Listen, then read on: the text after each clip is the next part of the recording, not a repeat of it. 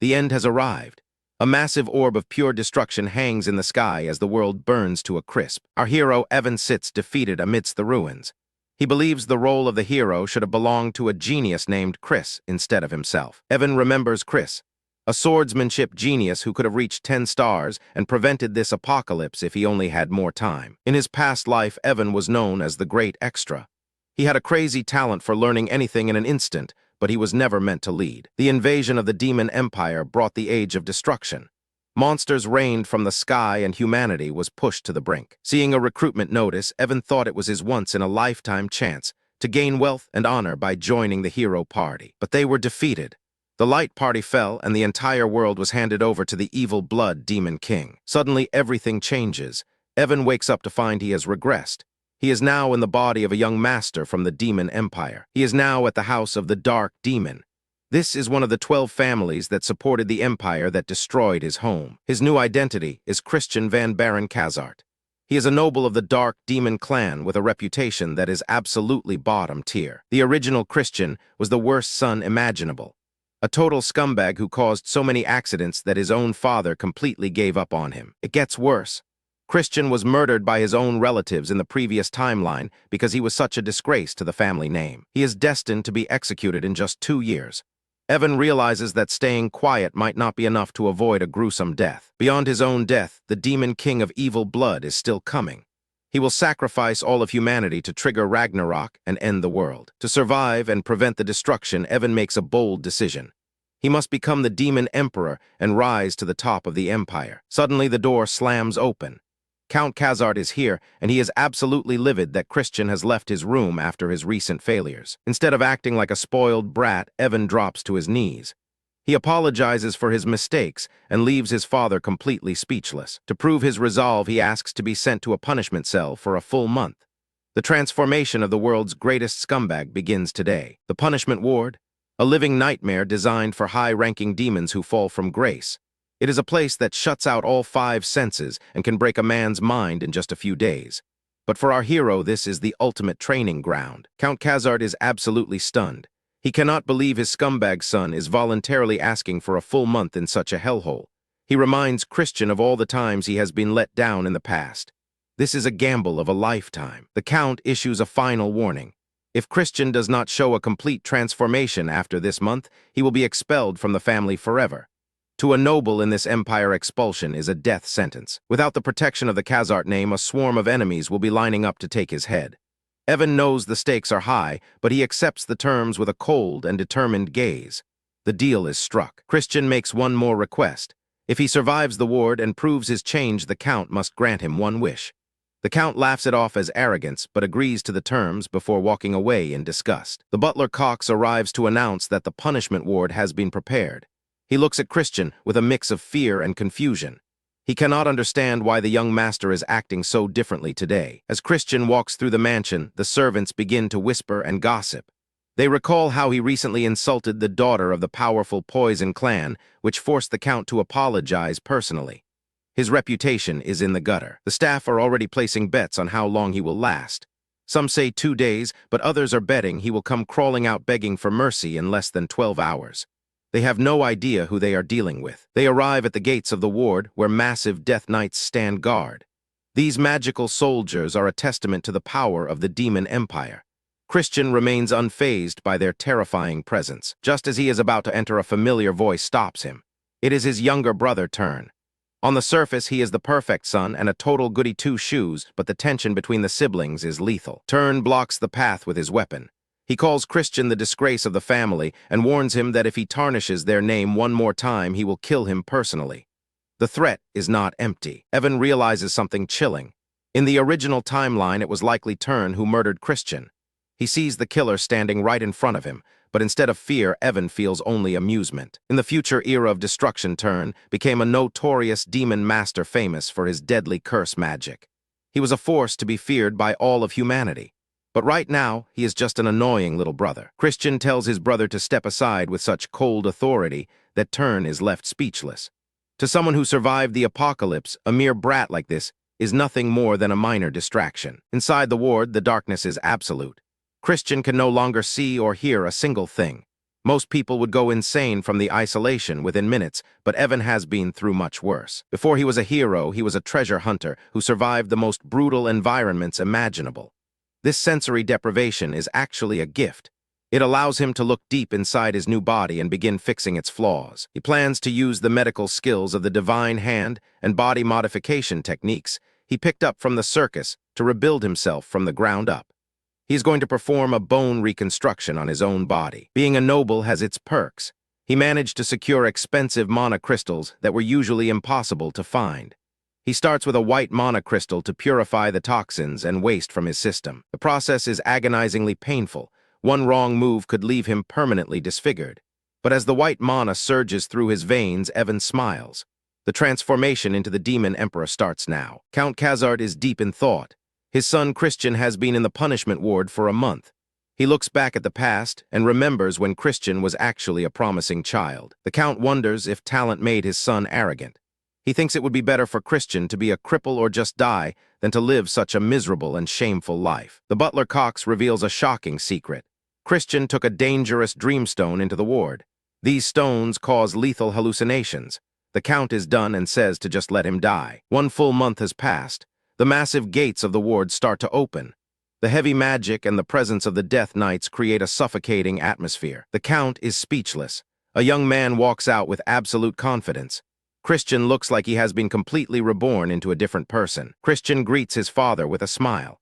The Count sees a glimpse of the son he once loved in those eyes, but he still refuses to grant his trust so easily. Christian was not just resting. He used the white magic stone to optimize his body for swordsmanship. Every cell has been purified and strengthened beyond recognition. He used the hallucinations to shorten his training time. Not only did he stabilize his mana, but he managed to create 2 separate cores, including a hidden light core. Christian realizes the Dreamstone was a trap. Someone wanted him to lose his mind in the dark. He decides to use their failed assassination as fuel for his own growth. Now for the wish. Christian requests to use the training grounds of the Black Swamp Knights. These are the most elite killers in the Empire. The Count warns him that if he ruins the family name among the elite knights, he will pay with his life. Christian simply agrees with a cold and focused gaze. Christian arrives at the sprawling training grounds, where demons from all over the Empire gather to hone their lethal skills. He walks through the crowds in his new gear, looking every bit the noble warrior, but the whispers of his past follow him everywhere. His true target is the archive. It contains the most powerful dark tomes of his house.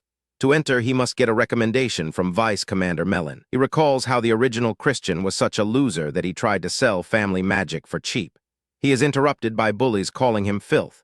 Christian just smiles because they are exactly what he needs to prove himself. Christian faces off against his younger brother Turn, who orders him to leave immediately or lose the life he barely saved. But Christian just smiles and asks if Turn can take responsibility for those words, since the Count himself gave him permission. Suddenly, a heavy pressure fills the air as Vice Captain Melon arrives.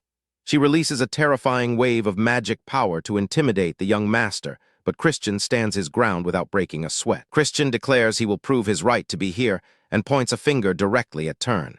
He proposes a duel right here and now in front of everyone. He imposes a restriction on magic power since his body is still recovering from his past lifestyle. He demands a bare-handed fight, which leaves the onlookers stunned. Melon warns him that Turn is a genius at the 2nd star level, which is an impossible realm for most 13-year-olds. But Christian is not your average wastrel anymore. Christian leans in with a cold gaze and asks his brother if he is afraid. Enraged by the provocation, Turn accepts the duel with murder in his eyes. The crowd of knights roars for Turn to crush the family disgrace. When asked about the rules, Christian simply says they fight until one of them is incapable of standing. Turn lunges forward with a scream of rage, but Christian dodges the strike with supernatural grace. He taunts his brother, telling him the fight has already started. While Turn struggles to even land a hit, Christian reveals he has mastered the 3rd star of light during his time in the punishment ward. He delivers a devastating blow that sends Turn reeling. Turn is left gasping on the ground as Christian mocks his pathetic state. He asks his little brother if he is going to cry, and offers to comfort him in front of the entire training ground. Losing all reason, Turn charges back in for a final desperate attack. Christian just sighs and dodges again, effortlessly watching the pathetic display with bored eyes. The protagonist decides to end this farce. He counters with a brutal strike to the face that shatters Turn's pride and his consciousness in a single instant. The training ground goes silent as the family genius lies defeated in the dirt. The knights refuse to believe a wastrel could win and assume Turn must have held back. Christian is satisfied with the result. He is one step closer to his goal of reclaiming everything and mastering both the sword and magic to save the world. Inside his private chambers, Christian is finally seeing the results of his intense training. He has officially reached the 1-star level in magic. Although the process was slowed down by the previous owner's messy mana residue, Christian is determined to master both light and dark powers to prevent the coming apocalypse. He rings a bell to call for service, and a terrifying presence manifests instantly. This is Marie, his personal maid, and a high-ranking banshee. Because of Christian's past tyranny, no human would work for him, leaving him with only spirits as staff. Marie casually asks if he would like some fresh human blood to start his morning. Christian quickly clarifies that he wants strawberry juice, not blood. Even as a former hero, dealing with a bloodthirsty banshee maid is a bit much for his morning routine. After getting his drink, he suits up and prepares to head back to the training grounds to continue his growth. On his way out, he is stopped by Cox the butler, who tries to butter him up with fake praise. Christian is not buying it for a second. He threatens the butler with a terrifying glare, reminding him that he knows exactly who is loyal and who is just a snake in the grass. He leaves the butler trembling in fear as he walks away. Arriving at the training field, Christian notices a shift in the atmosphere. The knights who used to look at him with pure disgust now have eyes filled with hesitation. He realizes that winning a few fights has started to melt their wariness. This is the perfect time to start winning their hearts through absolute strength. Hidden from view, Vice Commander Melon watches his every move. She is deeply suspicious of the young master's sudden transformation. She wonders what he is planning and why a notorious scoundrel is suddenly obsessed with training. The curiosity in her eyes is mixed with a heavy dose of skepticism. A loud commotion draws everyone's attention as another squire named Kanan lies defeated on the dirt. Christian stands over him with a bored expression. The crowd is in shock because Kanan was a 1-star mage, yet he was taken down by the family disgrace in seconds. The whispers of Christian's secret power start to spread like wildfire. Christian decides to turn up the heat by insulting the entire Black Swamp Knights. He calls them a band of cowards and asks if there is anyone with real backbone left in the family. It is a calculated provocation designed to force the strongest warriors to show their hands. The bait is taken when a veteran named Thorn steps forward. He cannot stand to hear his unit insulted by a brat. Christian smiles inwardly, as this was exactly what he wanted. To reach the next level, he needs to face opponents who actually know what they are doing. Thorn lunges with incredible speed, using the unit's signature mud sword technique. But Christian is not just fighting, he is learning. Since the knights would never teach a scoundrel their secrets, he decides to steal their techniques by observing them in the heat of battle. He tracks the grip angle and footwork with supernatural precision. With a single explosive movement, Christian counters, using the very same technique Thorn just displayed. The impact is devastating as he shatters Thorn's defense. The onlookers can hardly believe their eyes as the veteran knight is sent crashing to the ground with his own move. Christian stands over the fallen knight and sighs in disappointment. He looks directly at Melon and tells her that if the knights are this weak, then the vice commander must be failing at her job. It is an open declaration of war against the strongest person on the field. Melon's patience finally snaps as she releases a terrifying purple aura. She declares that 1 second is more than enough to handle someone like him. She moves with a speed that blurs the air itself, aiming to put the arrogant young master back in his place once and for all. Melon is absolutely furious as her purple aura explodes with enough pressure to crush a normal human. Christian just smiles back and proposes a duel with massive handicaps to even the playing field. Melon finds his arrogance hilarious and promises to break both of his legs as a wager for this fight. She lunges forward with the speed of a bullet, aiming to end this mockery in a single strike. Their wooden blades clash with the sound of thunder, as Christian actually holds his own against the vice commander. Melon realizes with horror that her attacks are simply not landing, despite her superior power. But Christian has been waiting for an opening and delivers a brutal headbutt that shatters the silence. Instead of being angry, Melon starts laughing like a maniac and admits she underestimated his resolve. Christian declares the match over and explains that a poison-coated scratch would have ended her life. He leans in close and asks the proud knight to kneel before him as the first favor for his victory. Melon is stunned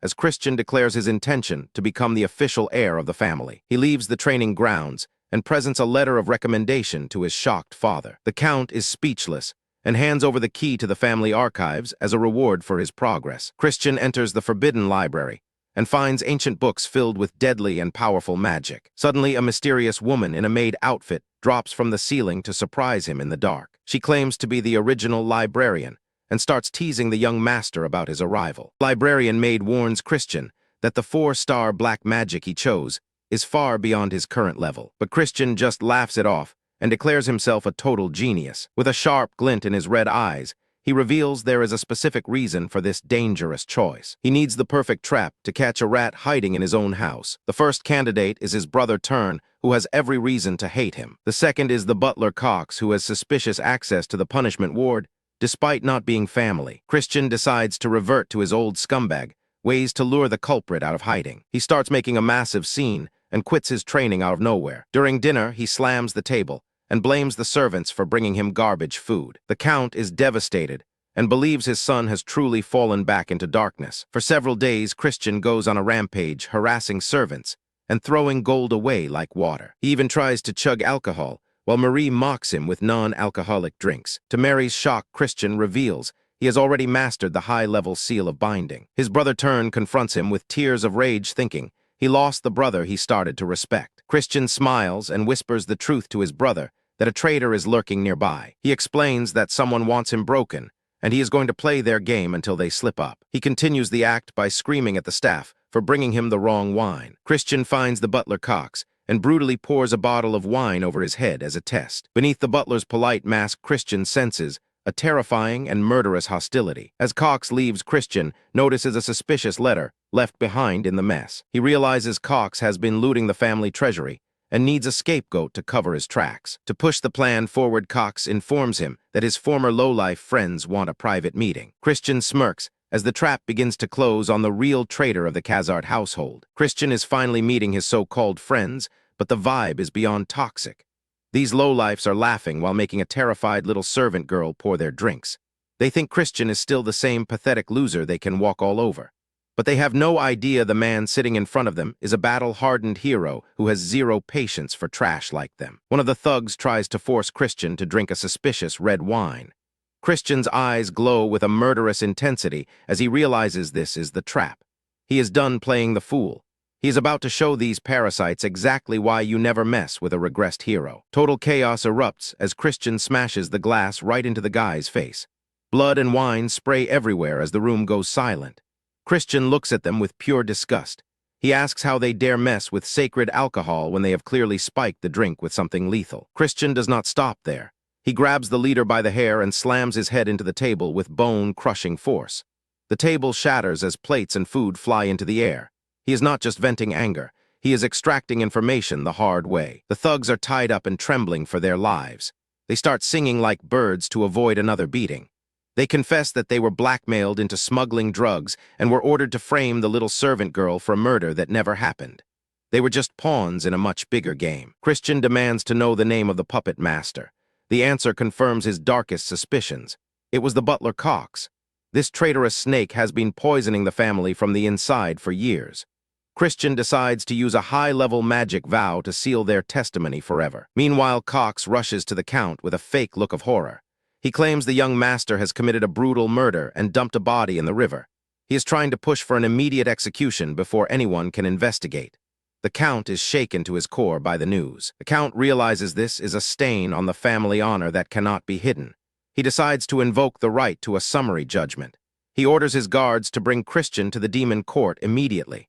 Little does the butler know he is walking straight into Christian's trap. In the grand courtroom, Christian stands tall and looks completely unbothered. When the judge asks for his plea, he simply says he is innocent. The butler scoffs and points to a witness, thinking his victory is guaranteed. But the real show is just beginning. The courtroom doors fly open and the supposed murder victim walks in alive and well. The shock on the butler's face is priceless. The little girl reveals that Christian actually saved her life and even gave her money to help her family. The entire narrative is flipping in an instant. Christian activates his magic, and the two thugs he captured are forced to reveal the truth. Under the pressure of his spell, they admit that Cox ordered them to frame the young master. The butler starts screaming that it is all a lie and a prank gone wrong. Christian turns to his father and asks for permission to interrogate the witness himself. The Count sees the conviction in his son's eyes and grants him full authority. Christian steps forward with a terrifying smile. It is time for the truth to be dragged out into the light. Christian unleashes the 4-star seal of binding right in the middle of the court. The onlookers are stunned. A novice like Christian should not be able to cast such complex magic. But he has modified the spell to require 2 oaths, making it impossible for the target to lie. The magic chains tighten around the butler's soul as he is forced to confess his long-term embezzlement. But Christian wants the name of the person behind him. The pressure becomes unbearable as the butler struggles against the magical contract. The butler finally breaks and screams the name Lord Ashid de Baron.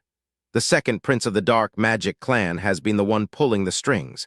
The courtroom erupts in a panicked silence as a major political scandal is revealed. Before anyone can react, Christian draws his blade in a blur of motion. He strikes down the traitorous butler right then and there. He declares that he is simply carrying out the sentence under the authority granted by the count. The scumbag of the family has just become the most dangerous player in the house. Christian stands over the body of the traitorous butler and declares that he was simply executing justice under the authority of the count. He explains to his shocked father that letting Cox live would have allowed the main family to manipulate evidence and cover up the assassination attempt. Christian reveals that the real mastermind behind the framed job was none other than Prince Ashid, which leaves the count visibly sweating. The count leads him to a secret training ground and asks if he truly intends to challenge Ashid for the succession of the clan. In a bold move that defies everyone's expectations, Christian looks his father in the eye and declares that he will become the successor himself. He demands to participate in the sacred succession ceremony in 2 months, arguing that talent should be the only metric for power. The count warns him that only 2-star knights can attend, but Christian confidently vows to reach that level in record time with his father's help. Training begins immediately, and Christian shocks the vice commander by mastering the complex black scythe swordsmanship in just 1 single day. He pushes the limits of combat by fusing 2 different sword styles to completely obliterate a massive human mushroom monster during a trial. The vice commander is horrified because combining such styles should block the use of magic, but Christian casually summons a purple flame to prove him wrong. 2 weeks of brutal physical conditioning leave the young master exhausted as he prepares for the promised day of the duel. When Christian prepares for an outing, his banshee maid, Marie, dresses up in an elaborate outfit, thinking the mission is actually a romantic date. Christian begs to change his attendant, but the count reveals the original Christian made a contract that can only be broken by a deep kiss from the banshee. Resigned to his fate, Christian takes Marie along to find a new source of profit, but he finds his path blocked by a familiar face. His arrogant younger brother Turn is waiting for him at the entrance and mockingly notes that the young master is late for their encounter. Turn stands at the entrance and mockingly notes that the young master is late for their encounter. He claims he is here to keep an eye on Christian to ensure he does not cause any more trouble for the family reputation.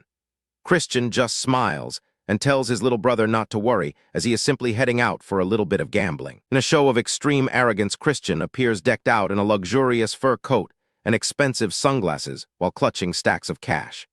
He declares that demons should always keep liquor and gambling close at hand, because even the demon emperor himself encourages it as a legitimate pastime. Shocked by this display, Turn decides to accompany his brother. Christian teases him by asking if he is worried about his big bro, which causes Turn to stammer and insist he is only there to prevent another family disgrace. Christian laughs it off and invites his goody-two-shoes brother to join the fun. As they board the carriage, Christian drops his playful mask for a moment to reveal a terrifying expression. He internally mocks Turn as a naive fool and declares that his younger brother is the perfect prey for the mission he has planned today. They arrive at a massive and opulent mansion that serves as an elite underground casino. The sheer scale of the place leaves everyone breathless, but Turn insists that Christian must hide his identity to enter. He hands over a tiger mask while Christian prepares his own blue masquerade mask. Before heading inside, Christian pulls Marie aside and whispers a secret mission into her ear. The banshee maid giggles with delight and promises to carry out his command before vanishing into thin air. With his piece of the board moved, Christian is finally ready to step into the lion's den. The regular gamblers immediately spot the newcomers and label Christian as an easy mark who walked right into their trap. Meanwhile, Turn is so confident in his skills that he challenges Christian to a bet. If he wins, Christian must treat him as a big brother for a whole month. Christian raises the stakes and tells Turn that if he loses, he will have to call Christian the Honorable King Emperor Majesty Big Brother. Turn is outraged by the ridiculous title, but his pride won't let him back down. He snatches a bag of gold and rushes toward the tables to prove his superiority. The game begins, and Turn manages to win the first few rounds with ease. He laughs and tells Christian that he might actually make a fortune tonight. The other gamblers cheer him on and encourage the young noble to keep playing while he is on a hot streak. Christian watches from the sidelines and reveals the classic scammer's strategy. You let the target win early to swell their confidence, and then you push them into making massive bets they cannot afford to lose. As predicted, Turn's luck takes a sudden and violent turn for the worse. Turn starts losing thousands of rup in a matter of minutes. Christian pretends to be worried and suggests they go home, but this only makes Turn more desperate. He demands more money and refuses to leave until he wins back everything he lost. Christian hands over another bag of gold while hiding a sinister smirk.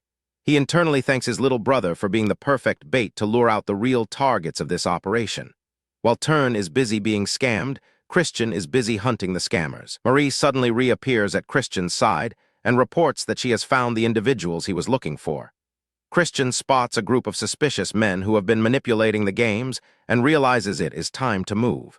He leaves his brother at the table and heads deep into the facility. Christian kicks down the door to the head office and enters with overwhelming confidence. The guards and staff are terrified by his presence, especially when he removes his mask and demands to see the person in charge. He knows exactly who runs this shady operation. The owner of the gambling hall is Grantle, the head of a major trading company. He greets Christian with a fake smile, but Christian immediately cuts him off. He accuses Grantle of having the audacity to scam his little brother and demands an explanation for the disrespect shown to the Khazar family. Grantle tries to make excuses, but Christian releases a terrifying burst of energy as Marie transforms into a massive and horrifying spectral form behind him. The merchant falls to his knees and begs for mercy. Christian cold-heartedly asks if Grantle expects mercy for free and demands 1 million rup in compensation. Grantle claims he does not have that much cash, so Christian settles for 200,000 rup, along with a specific item from the vault. He points toward a rusted and forgotten sword that the merchant was using as a mere decoration for his office. Marie is confused until she realizes the true nature of the weapon. This is the holy sword Gruna, which was once wielded by a legendary hero who offered his soul to a demon. It is a cursed blade highly coveted by demons for its dark power, and Christian has just secured it for a bargain. As they prepare to leave, Marie stops Christian and hands him a small 4-leaf clover accessory as a gift. She claims she saw him looking at it earlier and didn't want him to be haunted by the regret of not getting it. Christian is stunned because this is the first gift he has ever received in either of his lives. A blushing Marie promises to serve him even better from now on, but her idea of better service involves offering him fresh blood juice. Christian is horrified and insists he doesn't drink that stuff. Marie then drops a bombshell by revealing she already mixed some into the strawberry juice he drank earlier. As Christian walks away in disgust, he suddenly stops and realizes he forgot something very important.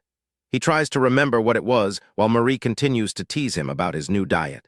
He decides it probably wasn't important and continues on his way home. Back at the casino, Turn is still sitting at the table with a look of pure despair on his face. He has lost every single coin his brother gave him and is now down to his very last rup. It looks like the young master has a lot of explaining to do when he finally makes it back to the mansion. Peace of the morning is shattered as Turn bursts into the room screaming at the top of his lungs. Christian is jolted awake by the sudden noise and finds his younger brother looking absolutely disheveled. Turn is furious and demands to know why he was abandoned at the casino and left to be sold off as a penniless slave. Christian lets out a yawn and realizes that in his excitement he completely forgot his brother even existed. He offers a half-hearted apology that only makes Turn even angrier. However, Christian quickly shifts the mood by reminding Turn that he lost their bet and it is time to pay up. The price of losing is steep. Turn is forced to address Christian as the Honorable King Emperor Majesty Big Brother. The young noble looks like he wants to die of embarrassment as he struggles to say the words. Turn screams the ridiculous title at the top of his lungs, while Christian just smiles and tells him to show more respect from now on. Turn storms out swearing revenge, but Christian is already thinking several steps ahead. He knows that his real enemy is Ashid, the top heir of the clan, who is likely pulling the strings behind the scenes. Ashid is the son of the acting patriarch and a true rival for the family head position. Christian knows that if he wants to become the true heir, a showdown with this guy is unavoidable. To survive the coming storm, Christian needs more power, and the key lies with his new prize. He needs to master the Holy Sword Gruna to win his upcoming duel with Melon. The Holy Sword Gruna is a legendary weapon that has rejected every powerful mage who tried to tame it for generations. It has been gathering dust as a mere antique because no one could handle its power. Christian examines the blade and confirms that it reacts violently to demonic magic power. Most people would give up, but Christian has a plan to break the sword's will through brute force and analysis. Using specialized hammers, Christian begins a grueling process of striking the blade. Sparks and bolts of electricity fly through the room as the sword fights back against its new master. Christian ignores the fatigue and keeps swinging all night long until the sword finally goes quiet and submits to his will. A few days later, the young master arrives at the training ground for his next challenge. He meets a powerful woman named Mary, who is the commander of the Black Shadow Knights.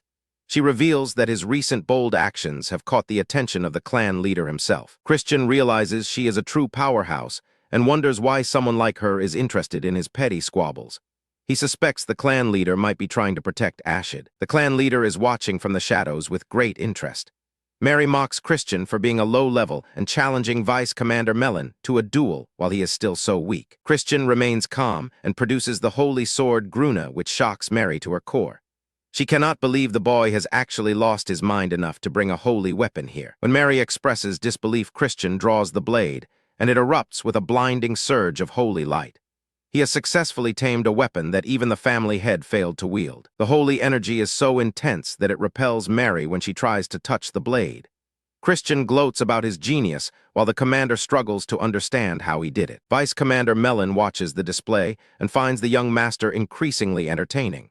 She admits he is truly delightful for a scoundrel. The time for talk is over as Melon prepares for the duel. She steps through a portal and tells Christian that despite his new sword, today will be his final day. The stage is set for a clash that will change everything. The duel begins with a massive explosion of energy, as Vice Commander Melon lunges forward with incredible speed. Christian struggles to keep up as the power of a true knight commander overwhelms his senses. He realizes that without any restrictions, Melon is a complete monster. The gap in their physical stats is too wide. Christian knows he cannot win a battle of pure attrition against someone this fast. A devastating shockwave rips through the training ground as their blades collide. Melon is not holding back, and the ground itself begins to shatter under the pressure of her demonic aura. Watching from the sidelines, the Count and Mary are stunned. They can see the holy sword reacting to Christian's energy, and it is actually suppressing the demonic power of his opponent. Even the Count is impressed. Christian is moving with a level of precision that far exceeds anything his sister could do at that age. Melon grunts in pain as the holy energy sears through her defenses. She cannot believe she is being pushed back by a mere trainee. Mary realizes the truth. Christian is not just swinging a sword.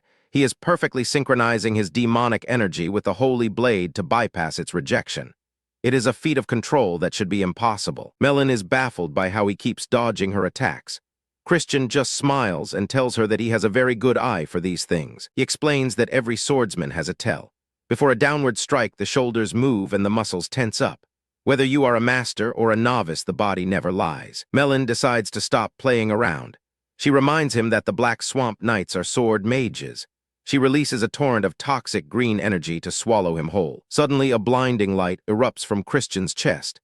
He has activated a high-grade purification artifact that nullifies her magic instantly. Christian waves mockingly at his father and thanks him for the gear. The Count looks horrified because that artifact was supposed to be locked safely in his vault. Christian throws a strange red orb into the air and tells Melon that her attacks are now useless. She looks up in confusion just as the sphere begins to glow. A massive explosion rocks the arena. Christian has used a corrosion orb to disrupt the flow of mana in the entire area. He brags about how effective the artifact is. He bought it with the mountain of gold he won from the gambling hall. They lunge for one final strike. The air screams as the holy sword and the knight's blade meet for the last time. Instead of being angry, Melon starts to laugh like a maniac. She is having the time of her life, and her aura becomes even more feral. Mary panics and realizes that Melon has completely lost control. She prepares to step in before the young master gets slaughtered, but Christian catches the blow with ease. He has perfectly read her final strike and neutralized her momentum. The battle reaches its end as Christian holds his blade to her throat. He looks her in the eye and asks if that was a satisfying enough battle for her. Melon bursts into hysterical laughter. She admits that she has never felt such a chill in a fight before. Christian asks for her final answer on his proposal. He tells her that loyalty cannot be forced, but he would love to have her on his side. Melon asks if there will be more duels like this in the future.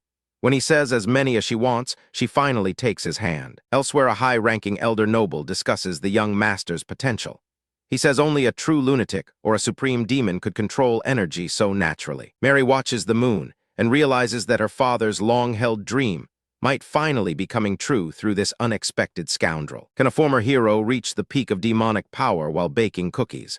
The kitchen of the Khazart mansion is in total chaos as the staff prepares a massive feast. The head chef uses his monstrous strength to slice through ingredients with a level of speed and precision that would terrify a normal human adventurer. A perfect strawberry cake is being plated as the final masterpiece of the demonic kitchen staff for the young master. Christian stares at the cake in absolute horror after realizing his delicious meal was handled by those massive green hands. He shocks the entire staff by stepping into the kitchen and announcing that he will be baking cookies from scratch to give to someone special. Marie is instantly consumed by jealousy and demands to know if these secret treats are intended for another woman. Christian ignores her drama because he knows that a gift means nothing unless it is made with his own two hands. In the dark corner, the demonic chefs are crushing strawberries with such intensity it looks like a scene straight out of a horror movie. Christian practically jumps out of his skin thinking they were actually mixing real blood into his strawberry juice. Later that day, Christian rushes to the castle gates just in time to catch his Aunt Mary before her departure. Mary looks down from her massive warhorse, looking surprised that the young master would bother with a personal farewell. He presents her with a beautifully wrapped box and tells her it is a small token of his gratitude for the previous duel. Inside are heart-shaped cookies that look absolutely perfect, proving his skills are not just limited to the sword. Mary is genuinely touched by the gesture and realizes that Christian is mastering the art of winning people over with ease. She takes a bite and is shocked to find that the flavors are actually incredible and expertly balanced. Despite her stoic reputation, she cannot hide a small blush and admits the gift is a fine one. Impressed by his sincerity, she offers to repay him with any favor he desires as a reward for his kindness. He makes a simple but bold request. He wants her to treat him as real family and let him call her aunt from now on. Mary warns him that the laws of the household are absolute, and the elders must remain neutral in the war for succession. The balance of power in the Khazart family is held by strict rules that cannot be broken for personal feelings or favoritism. Christian switches to his innocent mode, claiming he has no ulterior motives and just wants the love of his family members. Mary laughs and tells him that she will cherish her nephew, but her future help depends entirely on his actual progress. She drops a massive bombshell and asks if he has any interest in joining the elite Black Shadow Knights. She shows him a vision of the monstrous competitors he will face in the Empire and warns him that talent alone is not enough. The competitors for the throne are geniuses who have already mastered forbidden magic and the art of slaughter. Christian does not flinch for a single second because he knows exactly what he is capable of achieving through hard work. He flashes a confident smile and tells her that he has no intention of losing to anyone on his path to the throne. Before she rides off, she gives him one final chilling warning to be wary of the first Princess Yulia above all others. Christian is confused because he assumed the second prince was his only true rival who posed a mortal threat. Back in his room, Christian collapses onto his bed to reflect on the immense level of power surrounding him in this new life. He realizes that both his father and his aunt are at the 6th rank of power, which is a level of strength beyond his imagination. The demonic empire is crawling with powerful individuals who never even appeared on the front lines in his previous timeline. He remembers his former party members and the tragic end they met when the forces of light were easily crushed. He clenches his fist with burning determination, knowing he needs to reach the peak of power as fast as possible to survive. 1 month of grueling training passes before the Count finally calls for him once more with an urgent announcement. The Count is left utterly speechless when he feels the explosive energy coming from Christian, who has already reached the 2nd rank. Count Khazart is absolutely floored because Christian has reached the 2nd rank of power in just a single month of training.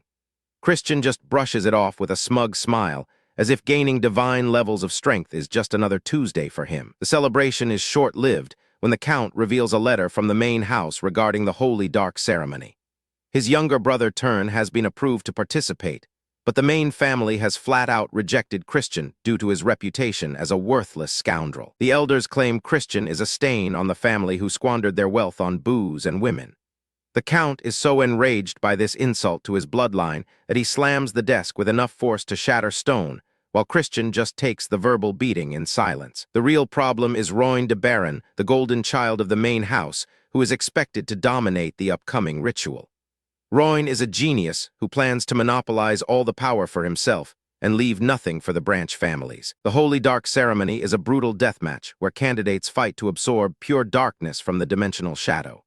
If Roin succeeds in taking the largest share, he will be officially named the family heir, and Christian's plans for the throne will go up in smoke. The Count offers to use his influence or even call in a favor from Aunt Mary to force the elders to accept him.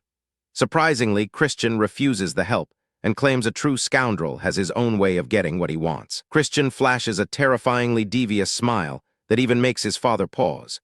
He asks about the upcoming ebony hunt hosted by the Tyramin family and declares that he will participate as a driveman to prove his worth through blood and slaughter. High in the imperial palace, the Lord Patriarch receives a report from Mary about Christian's sudden growth. She admits that the boy's progress is beyond comparison, and even the stoic elder noble seems intrigued by the change. The Patriarch is obsessed with a forbidden wish to reverse fate itself and cheat death through dark magic. He begins to suspect that Christian might be the one person capable of making this impossible dream a reality. The Patriarch summons Simon, the head steward of the Dark Mage clan, to keep a close eye on the young master. Simon is a powerful mage who is ordered to watch Christian's every move leading up to the holy ceremony. Simon asks for permission to play a small prank on the boy to test his limits, and the Patriarch gives him the green light as long as it is not excessive. Simon disappears into the shadows with a wicked grin, while Mary can only hope Christian survives the trial. Christian heads into the city and corners Grantle, the corrupt merchant who handles the underground gambling dens. Grantle is sweating bullets because he knows the young master has enough dirt on him to have him executed 10 times over. Christian brings up Grantle's illegal tax evasion and kidnapping schemes, which causes the portly merchant to collapse in terror.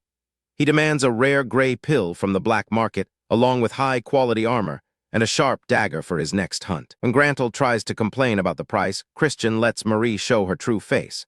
The Banshee maid looks absolutely demonic as she mentions that torture is her specialty, which finally breaks the merchant's will completely. For his final stop, Christian enters a suspicious shop and buys a bright pink potion labeled as a powerful aphrodisiac. Marie is left speechless as her master walks away with a scheming look, because his plans for the ebony hunt are about to get very complicated. Marie gives Christian a look of pure judgment because he just bought a bottle of pink aphrodisiac. She starts teasing him and asking if he is finally ready for some adult fun. Christian is sweating buckets and screams that it is not for him. He quickly makes up a lie that it is a health supplement for his aging father, the Count. The poor merchant looks like he is about to have a heart attack from the scandal. Christian grabs him and orders him to keep his mouth shut for the honor of the family. Later, as they prepare for the ebony hunt, his younger brother starts acting incredibly strange. He is calling Christian a King Emperor Big Bro with the most sarcastic smile in history. Christian is completely weirded out, but Count Kazart just laughs. He tells them both to head out and flatten every single punk from the Tyramin family. When they arrive at the Tyramin estate, a goblin doorman blocks the gate. He tells Christian that a notorious scoundrel like him is not allowed inside. Christian stays calm and asks where he can stay instead. The goblin points to the most expensive mansion in the capital, thinking Christian is too broke to afford it. Christian is thrilled when he hears the price is a massive 100,000 lupe. He tells the goblin to charge the entire bill to the Tyramin family as a gift. He settles into his luxury room, but suddenly Marie pops out of his luggage. She snuck in just to make sure she could wait on her master for eternity. The peace is short-lived when Alrose, the third son of the Tyramin family, bursts in.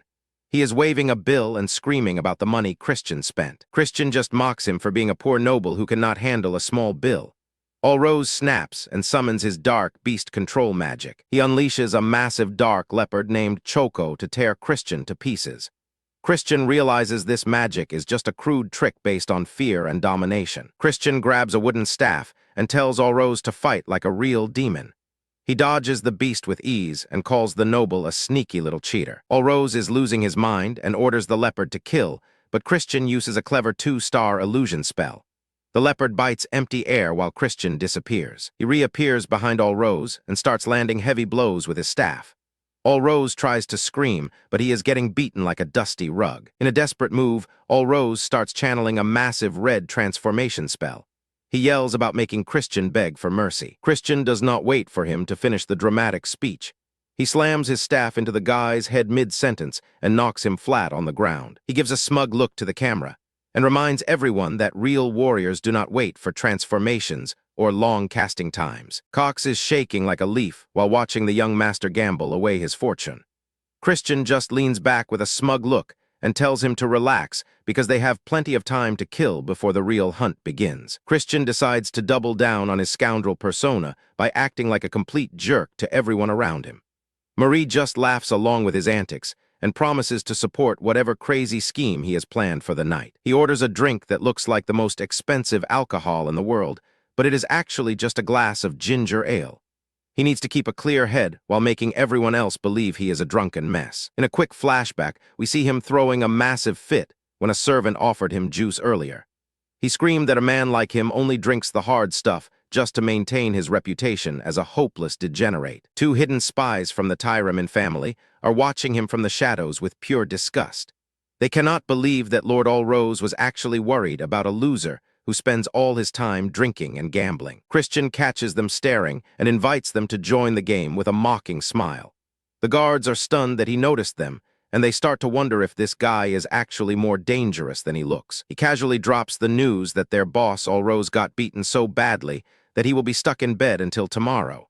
He tells them they should enjoy their freedom while they still can. He gives a cheeky wink and says he is feeling generous enough to let them walk away with their lives today. The guards are absolutely fuming, but they do not dare to attack him in the middle of the mansion. Christian yells for everyone to keep the drinks flowing and tells them to even finish his share. He is making a huge scene to ensure that everyone thinks he is too drunk to cause any trouble. The guards look at him with a mix of pity and annoyance as they wait for him to finally pass out. They decide that he is just a pathetic fool who got lucky once against Allrose. When Christian finally collapses on the floor with a card on his head, the guards decide they have seen enough. They prepare to head back and file their report saying he is no longer a threat. The second the door clicks shut, Christian snaps his eyes open with a look of pure focus. The drunk act was just a brilliant distraction to get the observers off his back. He quickly gets up and starts gathering his gear for the secret mission. He knows the window of opportunity is small, and he cannot waste a single second. He mutters about the annoying bastards who were watching him and checks the time. He realizes that the Tyramin family is finally about to make their move on the hunting grounds. Christian puts on a dark cloak to hide his identity, but Marie pops up and notices the pink bottle in his bag.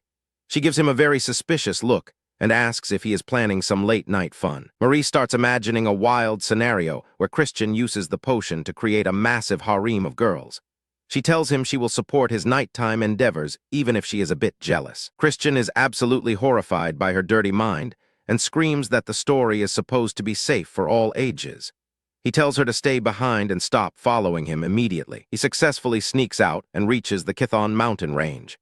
This is the hidden domain where House Tyramin conducts their most secret and dangerous experiments. The air is heavy with the scent of demonic beasts, and Christian can feel the dark energy radiating from the trees. He knows he is close to the location of the legendary hunt. He spots the entrance to the hunting ground, which is surprisingly guarded by only 2 men.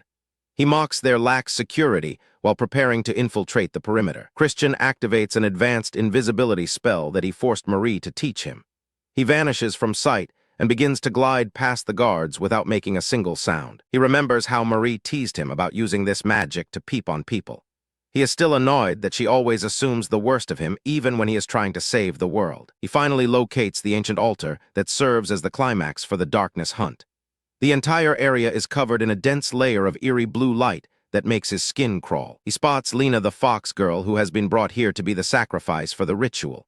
To create true darkness, they need a creature that is filled with overwhelming despair and terror. Christian explains that the secret of House Tyramin is driving their beasts to such extreme fear that they willingly choose death over living another second. His plan was to steal their technique and then use his own potion to send the beast into a frenzy.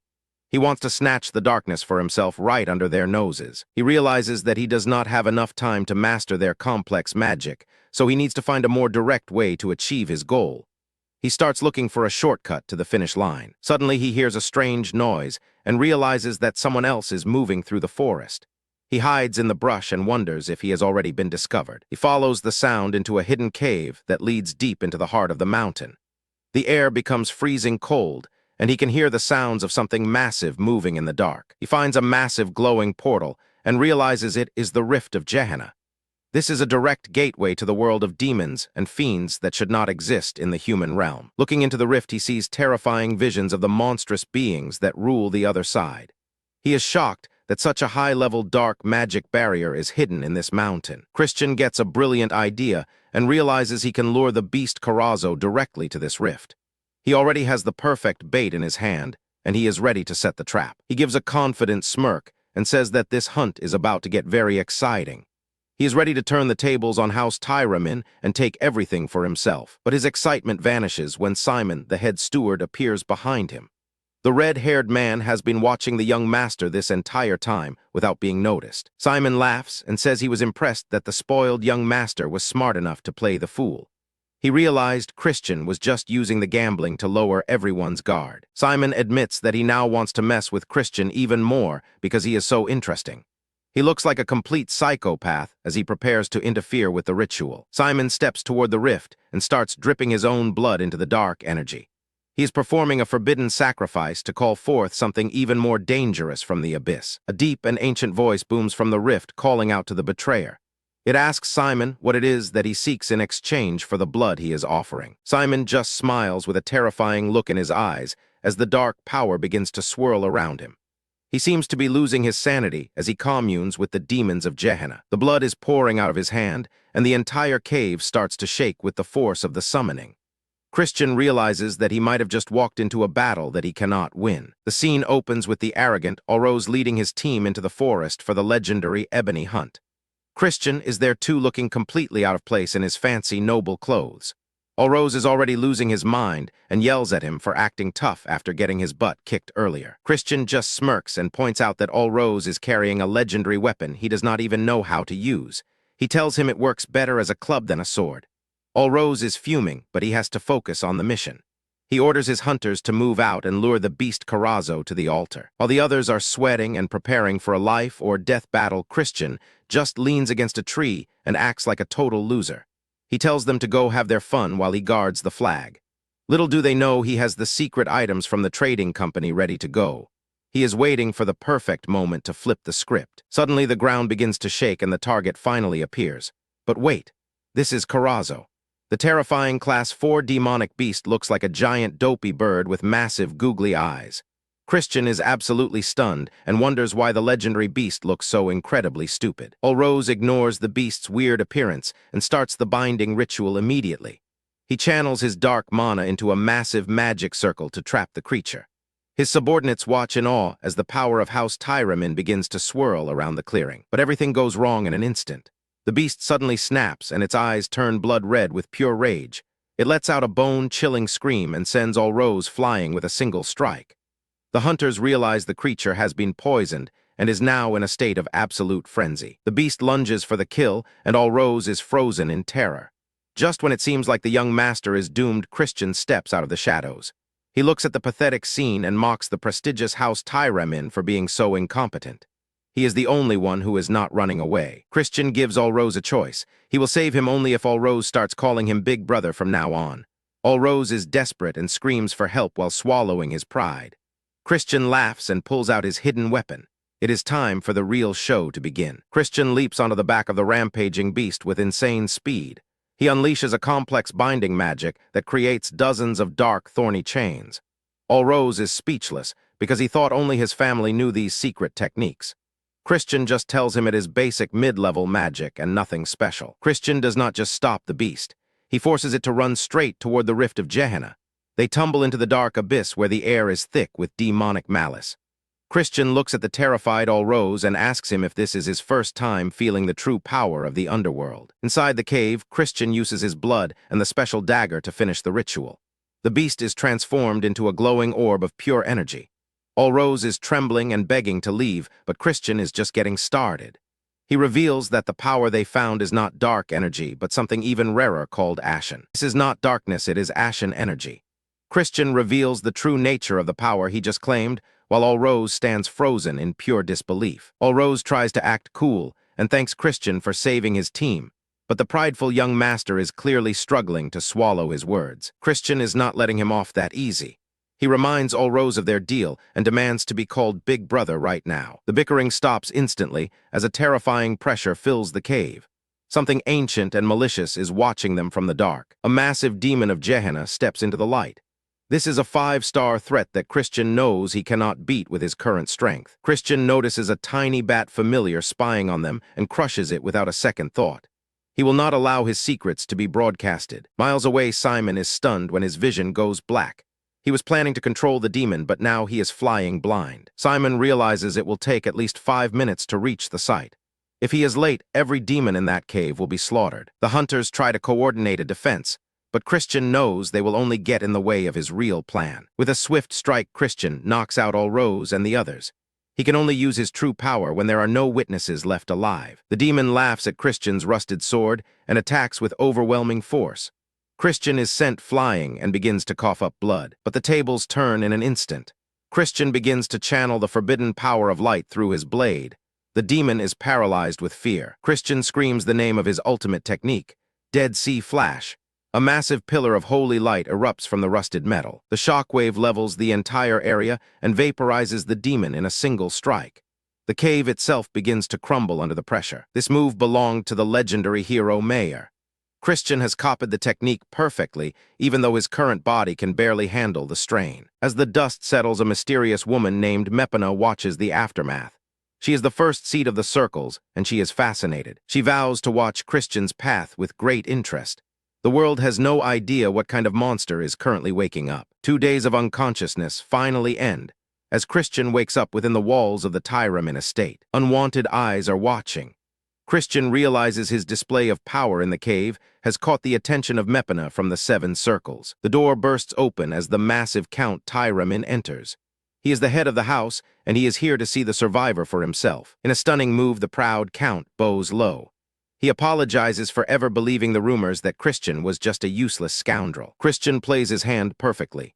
He demands that House Tyramin and House Khazar end their ancient feud and unite their strength. The truth comes out. The main family has been manipulating the branch houses for years to keep them divided and weak like guard dogs on a leash. Christian is playing the long game. By gathering powerful allies like these, he is building a front line that can survive the coming age of ruin. Olrose steps in looking completely embarrassed. He hands over a mysterious ashen shard he found at the scene of the battle. The gifts keep coming. Count Tyramin presents a rare summoning stone that can control a Tier 4 beast to help Christian in the upcoming ceremony. As the room clears, Christian senses a hidden presence. He calls out the intruder, and a man with blood-red hair steps from the shadows. This is Simon. He is the chief steward of the Dark Mage clan and one of the most dangerous men in the entire empire. Christian recognizes him instantly. In the past life, Simon was the terrifying master of the Blood Shadow Corps and the son of the Blood Demon King. Simon is not here to play games. He saw the aftermath of the cave and knows that Christian completely erased the demon from existence. The young master does not blink.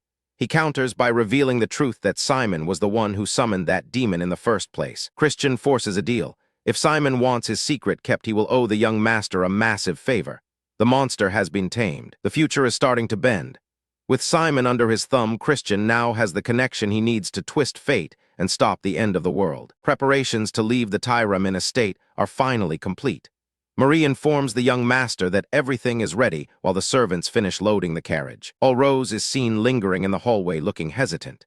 He is clearly there to see the man who saved his life one last time before the departure. Christian is not about to let him off easy. He reminds the hot-headed brat about their previous bet. From now on, Olrose must show respect and call him older brother. Olrose swallows his pride to deliver a grave warning. He tells Christian to be careful because the main house has been watching, and they are not happy with his sudden rise. Lord Royne is the one who most opposed Christian's participation in the sacred ceremony. He is the pride of the direct line and a monster in human skin. The gap between branch families and the main house is like heaven and earth. They possess the finest elixirs and the ultimate blessing of dark magic. To them, Christian is nothing more than easy prey. Christian just smiles and throws the warning right back. He tells Olrose to stay away from the ceremony if he actually wants to survive. The young master turns his back on the Tyramin estate with a final declaration. No matter who the opponent is, they will regret facing him in the coming ritual. Back at the Khazar household, The news of the young master's return spreads like wildfire through the entire mansion. Turn is shocked to hear that his brother went straight to the training hall instead of resting. The change in Christian's work ethic is starting to unnerve everyone. The younger brother rushes through the halls and finds Christian walking toward the training grounds looking more focused than ever before. Turn immediately demands the duel he was promised. He is itching for a fight to prove that he is still the superior brother. Christian notices the growth immediately. Turn has already reached the middle of the second rank, which is incredibly fast for someone his age. But Christian has no time for games right now. He tells his brother to keep training and promises that the duel will happen once they are both prepared for the ceremony. A memory of a girl from the past flashes through his mind. A promise was made to her, and Christian has no intention of failing again. With only 2 weeks left until the sacred darkness ceremony, Christian locks himself in his room. He pulls out the ashen shard he obtained from the cave. He consumes the core of the ancient power. The strain on his body is immense as the pure dark energy begins to surge through his meridians. The power is even fiercer than he expected. A terrifying aura of death and shadows begins to manifest around his entire body. In a distant location, a secret report is being delivered. The investigation into the disaster at the Darkness Hunt is finally complete. Lady Idrine looks over the findings and spots the image of the young man who survived the impossible encounter. The pieces on the board are finally moving. A new player has entered the game, and the fate of the Empire is about to be rewritten. 15 days have passed since Christian began his secluded training, and the day of the ceremony has finally arrived. Turn approaches the training hall with a mix of dread and anticipation. He has been waiting for this moment to prove his worth. The moment Turn enters the room, he is hit by a crushing pressure. Christian stands there looking completely different than before. The aura of power he exudes is terrifying. Christian smirks at his younger brother's shock. He asks if Turn came all this way just to get beaten up again and offers to grant that wish immediately. Turn tries to set a high-stakes bet. If he wins, Christian must give up his participation in the sacred darkness ceremony. Christian simply laughs at the pathetic request. He tells his brother that the ceremony is a battlefield and it is better for weaklings to just step aside now. Enraged by the blatant disrespect, Turn draws his sword and charges with every ounce of strength he has built over the last 2 weeks. But the gap is insurmountable. With a single effortless movement, Christian strikes and sends Turn flying across the room into a heap of dust and debris. The aftermath is grim. Turn is left covered in bandages and confined to his bed. Count Khazart watches with a stern expression, questioning the excessive force. Christian asks his father for a private moment to speak with Turn. The Count agrees and leaves the two brothers alone to settle their differences. Left alone, Turn finally breaks down in tears. He accuses Christian of mocking his hard work and intentionally injuring him just to keep him out of the ceremony. Christian sighs and tells him to stop being so pathetic. He explains that the duel was necessary to show Turn that the dark demon attribute he is chasing is not suited for him. He suggests a different path, the Ashen Demon. It is a powerful attribute specialized in curses and black magic which fits Turn's natural flow much better. When Turn asks how he could possibly know such advanced secrets, Christian simply makes up a lie about seeing his potential during their spar. As a final gesture, Christian pulls out a rare and precious healing stone. Turn is completely stunned that his brother would give him such a valuable treasure. Christian simply tells him it is because they are family. As he leaves, he thinks about how he already consumed something far better for himself. Turn looks at the gift and reflects on how much Christian has changed. He remembers their late mother and the guilt of how they both used to behave. The scene shifts to the magnificent capital of the Dark Magic clan. Christian has arrived at the grand estate of the main house to begin the true trial. Suddenly, the librarian maid leaps onto him with joy. She is convinced this trip is a romantic date for the two of them alone. Their arrival draws a crowd of whispering nobles, but they are quickly interrupted by Simon, the head steward. He greets Christian with a polite but mischievous smile. Simon delivers an urgent summons. Lord Noga himself has requested to meet with the young master immediately. To Simon's annoyance, Christian is not surprised at all. They enter the massive audience hall where Lord Noga and a mysterious overseer await. The weight of the main house is finally bearing down on the rising star. The air in the grand hall turns freezing as Christian stands before the legendary Lord Noga. This old man is the great lord of the Dark Magi, and he does not waste a single second before testing the boy's spirit. Noga releases a crushing wave of dark energy that makes it nearly impossible for an ordinary person to even stand. Christian refuses to buckle under the weight of the patriarch's aura and holds his ground with pure determination. Christian remains calm and tells the Lord that he fully expected this summons, because of his rising reputation in the family. Noga stares with glowing eyes and questions if this new sprout can actually live up to the massive expectations placed upon him. The patriarch dismisses the young master with a cold look, but his interest is clearly piqued by the boy's transformation. As Christian leaves, the mysterious Mary and Noga discuss a brewing storm of blood in the Mage Empire and the harsh fate ahead. The scene shifts to the magnificent ballroom, where the elite have gathered for the sacred darkness ceremony eve. Christian makes a flashy entrance in a stunning red and white military uniform, looking every bit the high-ranking noble. The surrounding nobles whisper in disbelief that the notorious scumbag was actually allowed into such a prestigious event. Christian tries to enjoy the party with a drink, but the house servants immediately replace his wine with ginger ale because he is underage. The high royalty of the De Baron family begins to arrive with a presence that demands absolute silence from the crowd. The second Prince Ashid leads the group, but he refuses to make eye contact with the man he tried to frame. The first Princess Yulian follows with a cold beauty that masks a power described as the most dangerous in the entire clan. Christian confronts Ashid directly, but the prince ignores him as if he is nothing more than a common ant. Christian remembers the warning to be extremely cautious around Yulian as she passes by with a mysterious and heavy gaze. A man named Prur interrupts Christian's thoughts and claims he is far too underwhelming to be at this sacred ceremony. Prur mocks the young master's lack of talent and suggests his participation will only bring shame to the family name. Christian is done with the insults and challenges the summoner to a fight while claiming he does not even need a weapon to win. Summoner Prur thinks he has the upper hand when he calls forth terrifying evil spirits to crush Christian, but the table turns in an instant. Christian does not even break a sweat as he reaches out and seizes control of the summons with a single flick of his wrist. The crowd gasps in horror as the very spirits Prur called for protection now tower over him like hungry predators. Christian sits back with a plate of fruit, looking completely bored by the pathetic display of power. Prur is trembling as his own spirits turn their blades toward his throat, and the nobles whisper in disbelief.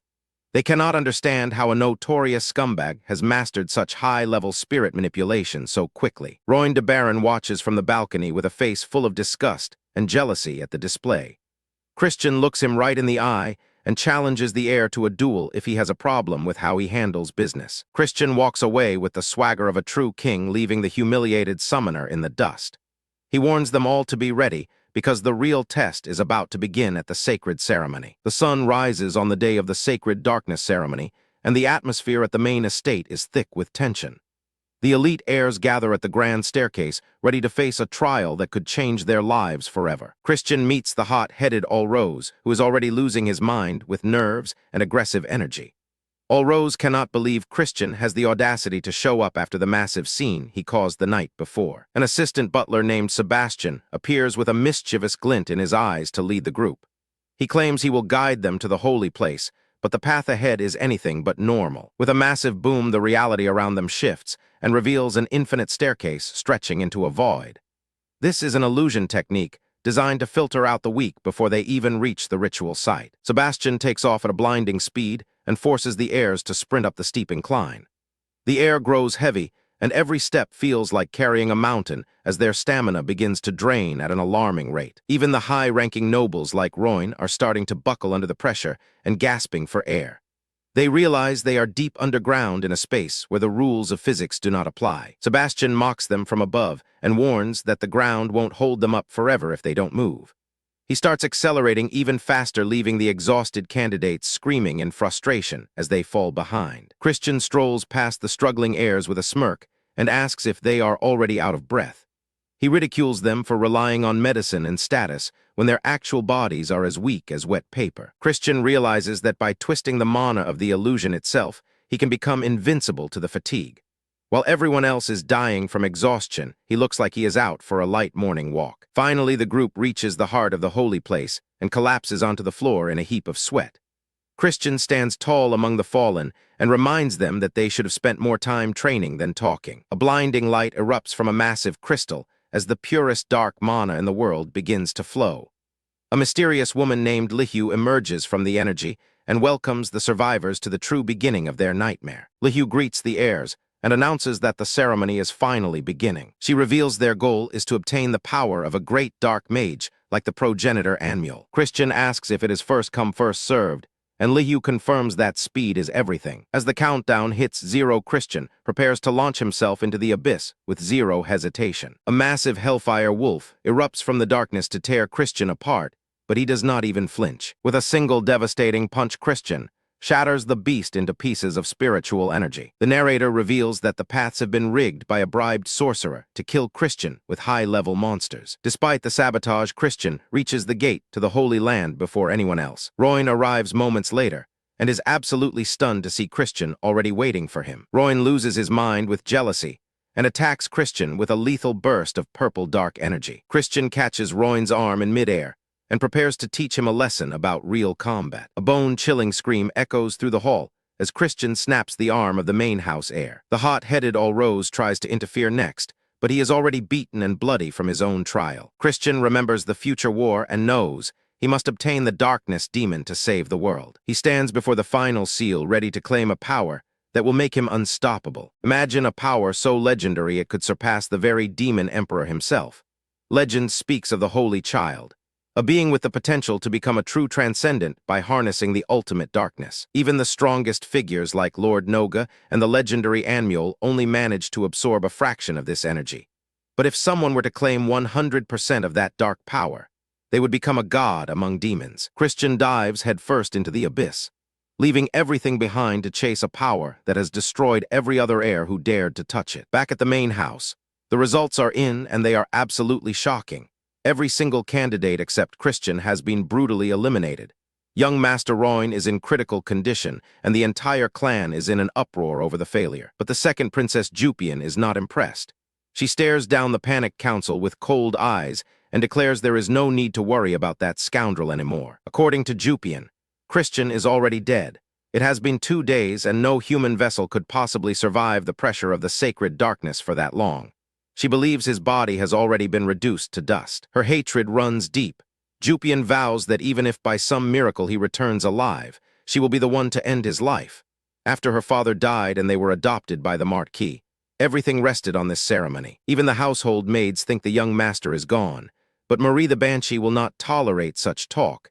She terrifies the staff, threatening to turn them into ghosts if they keep running their mouths about her master. Deep down, Marie is worried. She watches the window for hours, waiting for the man who promised to return, wishing for him to come back before the shadows take him forever. Inside the sanctuary, Christian is reaching his breaking point. He is only at 70%, and the darkness is already suffocating his soul. He knows the real challenge starts at 90%, and his core is about to collapse. In a moment of pure desperation, Christian decides to gamble everything. He attempts to mimic the heart of a dragon, the race with the largest core capacity in existence, to survive the crushing weight of the dark void. But the strain is too much. Just as he is about to stop and fail, a mysterious light breaks through the void. A voice echoes in the darkness asking if he needs help. Someone was watching him all along. It is Mepana, the first seat of the 7 circles of Gehenna. She manifests inside the forbidden sanctuary, shocking Christian to his core as her presence radiates ancient power. She offers him a deal that sounds too good to be true. Mepana will help him claim the entirety of the sacred darkness, and she claims she will do it for free, simply out of a strange whim to see what he becomes. 1 full week passes, and the tension at the estate is at a boiling point. There is still zero news from the sanctuary, and the leadership is ready to close the passage and declare Christian dead forever. Lord Noga is furious at the delay, thinking Christian is testing his patience, but Simon suggests the boy might just be more interesting than they thought.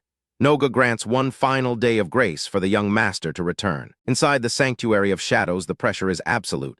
Christian is literally coughing up blood as his body starts to crack under the weight of the sacred darkness. Mepana watches from the void and tells him it is over. She reaches out her hand, urging him to grab it before his soul is extinguished forever. But Christian looks her dead in the eye and gives a shocking answer. I refuse. He is not giving up. Not today, not ever, even with his vision blurring and his heart failing. He stares into the abyss with a fire that terrifies the ancient demon. He did not come this far just to be saved by a whim. Mepana calls him a fool. She reminds him that this realm is forbidden to humans and that he is chasing a power that will only turn him to ash. But Christian just smiles through the pain. He asks her if she has forgotten where they are. This is the space of concepts, a place where the rules of reality do not apply. He clenches his fist, ready to perform the ultimate gamble. If this space allows for the manifestation of concepts, Then he will manifest a power that should be impossible for any mortal vessel to hold. The air explodes with blinding white light. Mepana is speechless as she watches the impossible unfold right before her eyes. The boy is not just absorbing the darkness, he is transforming it. A massive surge of energy erupts from his core, shaking the very foundation of the sanctuary. When the light fades, Christian stands tall with glowing red eyes and demonic horns. Mepana recognizes the technique immediately: demonization, the forbidden secret art of the Dark Mage clan. It allows a mortal to temporarily become a demon and draw out explosive power. But there is a reason no one uses it. Demonization is a death sentence. It burns through the caster's life force like fuel. Even legendary figures have died just moments after activating it. But Christian has figured out the ultimate loophole. By removing the incantations that amplify magic and focusing only on creating the vessel, he can survive the transformation without the penalty because they are in the conceptual space. The ritual is complete. Christian has surpassed 90% of the Holy Black. He has achieved what no other heir in history could dream of. His core has stabilized into a perfect vessel of darkness, and the power radiating from him is absolutely suffocating. Mepana is in total disbelief. She sees the mark of a black crescent moon on his forehead, a symbol of absolute mastery over the void. She demands to know who he really is. How can a mere mortal manage to scar her flesh and claim such power? Christian just grins and gives the most arrogant answer possible. I am a genius. Christian is done with the games. He tells Mepana to stay in her hole while he heads back to the real world. But before he leaves her with one final message. He throws up his middle finger and tells the first seat of Gehenna to get lost. It is the ultimate disrespect to one of the strongest beings in existence. Christian blasts out of the sanctuary, laughing like a madman as he falls back into the estate. He knows the shock he is about to cause. He checks the time and realizes a full week has passed. The main house must be in absolute chaos. A servant spots him and nearly loses his mind. He runs through the halls screaming at the top of his lungs. The word spreads like wildfire. The scumbag of the family, the man everyone thought was dead, young Master Christian, has returned. The news hits the High Council. Langham de Baron, the acting head of the clan, is stunned. He demands a full report on how the boy survived. But the report he gets is not what he expected. The healers claim Christian barely managed to live and is currently in a state of extreme fatigue. You see Christian lying in bed looking like a total mess. He is faking it. He knows if they realize he absorbed 100% of the power, they will kill him out of fear. He needs to play the part of the greedy failure who squandered the ritual for a little while longer. After the meeting, Langham corners his subordinate Macfield. He needs to know the truth. Macfield confirms that the healers were right. The boy's core seems to be a mess. It looks like Christian tried to take too much and ended up ruining his potential forever. Langham is cold. He was planning to use young Master Royne as a sacrifice for his own poison mage plan, but Christian return has messed up everything. He calls Christian a loach that is muddying the clear water of his ambitions. He cannot allow this variable to continue. The order is given. Langham tells Macfield to bring Christian to the Dark Hall tomorrow. He will decide the boy's fate in front of all the retainers. Christian might have survived the darkness, but now he has to survive a room full of vipers who want him dead. Tension in the Dark Hall is so thick you could cut it with a blade. Christian stands alone at the center of the room, facing the judgment of the most powerful elders of the Dark Mage clan. He knows they have already decided his fate. They want him gone, but he is not the same trash they once knew. He stares back with a calm that is deeply unsettling. Langham de Baron leans forward with a cold sneer. He asks Christian if he understands the gravity of the mistake he made during the ceremony. He is looking for any excuse to discard him. Langham claims that despite using the precious resources of the clan, Christian failed to achieve a worthy result. He defines success as reaching at least 70% purity. Anything less is a waste of heritage. Christian does not flinch. He asks what the punishment is for failing to meet that mark. Langham tells him he will be banned from dark magic, stripped of his title, and exiled from the main house forever. Suddenly, Prince Ashid speaks up with a mocking smile. He is the one who orchestrated the attempt on Christian life, and he is eager to see his rival finished. Christian proposes a dangerous alternative, a magical collision.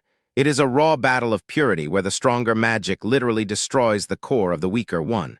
It is the ultimate gamble. Christian agrees to the terms, but adds a condition of his own. If he proves his purity is high enough, he wants the Marquis to recommend him for the legendary test of the Sage. The room erupts in shock. The test of the Sage is reserved for the absolute elite, but Ashid jumps at the chance. He thinks this is his opportunity to kill Christian right here and now. Ashid steps onto the red carpet with a predatory grin. He promises to only use magic suitable for Christian rank. But the dark energy swirling around him tells a much more lethal story. Christian just smiles. He tells Ashid to take care of his own precious core. He does not even bother to take a defensive stance. He is baiting the prince into a trap. Ashid stops holding back and unleashes a massive fourth-tier spell.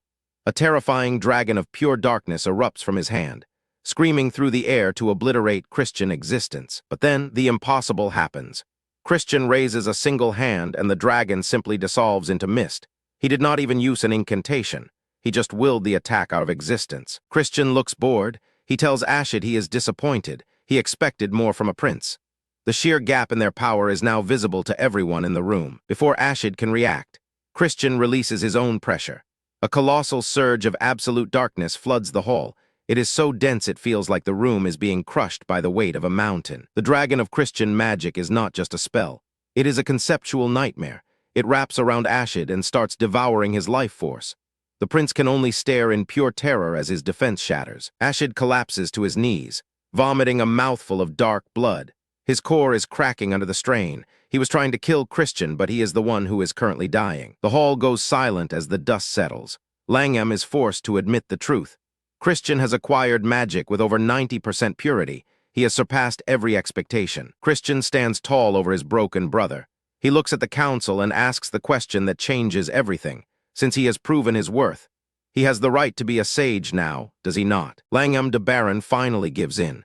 He agrees to let Christian take the legendary air test. But the look in his eyes says he has already planned a trap, since there is no precedent for a branch family member taking this test. Langham claims the right to set the rules. He is clearly aiming to make the challenge impossible. The requirement is insane. Christian must reach the rank of a 3-star mage within only 3 months. In the demon world, such a feat is unheard of. Christian just smiles. To any other person, this would be a death sentence, but for a regressed hero with a genius core, it is just another Tuesday. In the shadows, Prince Ashid is losing his mind. He cannot believe he was humiliated by the man he once called trash. The shame is burning him alive. The physical damage to his core is nothing compared to the blow to his ego. Ashid realizes that if Christian is not eliminated now, he will eventually devour the entire clan. Langham explains the logic of their trap. Normally, absorbing dark mana at 90% purity makes advancing your rank exponentially harder.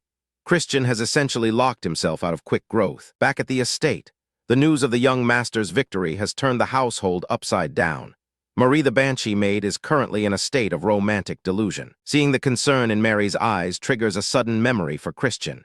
He remembers Rainia, the fox girl from his previous life who was always the first to worry when he was hurt. His past life as Evan was a cycle of endless slaughter and blood.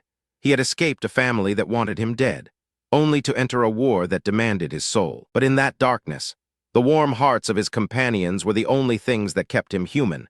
For the first time in centuries, he feels a genuine sense of gratitude. As a reward for Mary's loyalty, Christian offers her a simple walk in the garden. For the Banshee, this is equivalent to a marriage proposal. The moment of peace is brief. Christian knows the 3-month deadline is ticking. He needs a way to bypass the slow growth of his pure mana or he will fail the test. Suddenly, Aunt Mary appears from the shadows. She mocks his leisurely stroll and asks if he has found someone capable of training a monster like him. She tells him to stop wasting time and follow her. She has found the perfect master, but she warns him that the experience will be anything but pleasant. Mary reveals that none of the other siblings could survive this master's training. It is a once-in-a-lifetime chance, but it comes with the risk of total mental collapse. Christian arrives at the training ground, expecting a legendary warrior, only to find a small child. But the pressure radiating from the kid is enough to make his blood run cold. Christian and Aunt Mary are walking when they spot a small child standing alone. Christian thinks the kid is just lost and tries to be helpful. Christian leans down to talk to the boy, but the air suddenly turns heavy. The child has an expression of pure annoyance and a terrifying aura. Before Christian can react, the boy glares at him with glowing red eyes. The pressure is so intense that even a seasoned hero like Christian starts to sweat. Aunt Mary steps in and tells Christian to pay his respects immediately. She reveals that this child is actually the incarnation of the family head. Christian is stunned as the silver-haired boy looks at him with ancient eyes. This is the master who will decide his fate over the next 3 months. The family head notices the insane purity of Christian's mana. He realizes it is over 90% and calls Christian's choice to absorb it foolish. The master explains that even their great ancestor needed a blessing from the Demon King to reach high levels with such pure mana. He offers to use his authority to erase some of Christian's mana. This would bring him down to 80% purity and make rank advancement much faster. Christian refuses the offer and asks a bold question instead. He wants to know why the Dark Mage clan has become so weak compared to the other great families. Christian points out that the clan simply lacks any beings beyond the 8-star level. This lack of top-tier power is their true weakness. A vision of the past shows the Blood Monarch Demon King invading their lands. Without their legendary warrior Nordian, they had no hope of winning. Christian tells the family head that there is no way he is not worried about this. He knows the clan needs a new legend to rise. Christian looks the master in the eyes and declares his ambition. He wants to see if his power will just be a milestone or something that breaks all limits. The family head lets out a dry laugh at the boy's arrogance. He tells Christian that he will soon regret being so talkative. With a casual snap of his fingers, the master opens a dark portal beneath Christian's feet. Before he can even yell for help, he is sucked into the void. Christian falls out of the portal and lands in the middle of a dense forest. He is confused and has no idea where the master has sent him. A magical notification appears in the air before him. It states that his first task for inheriting dark mana is simply to survive. A massive twin-headed bear emerges from the bushes and snarls at him. Christian realizes he has been dropped into a high-level beast den without any gear. Back at the palace, Aunt Mary watches the projection with a worried look. She tells the master that throwing a 2-star mage against a grade 4 beast is insane. The family head just smirks and says that one beast is clearly not enough. He snaps his fingers again to make things even more difficult for his grandson. A giant rock lizard with crystalline armor crawls out of the ground to join the hunt. Christian is now trapped between two deadly predators. The master explains that true understanding of mana only comes when a person is pushed to the absolute brink of death. Aunt Mary hands over a box of high-quality desserts. The family head sits back to watch the show while enjoying his favorite sweets. He admits that using high-level magic like the projection gives him intense sugar cravings. He seems completely unbothered by the danger Christian is in. In the forest, the two monsters launch a coordinated attack. The rock lizard charges up a beam of energy while the bear lunges forward. The rock lizard fires a concentrated blast of green energy that tears through the trees.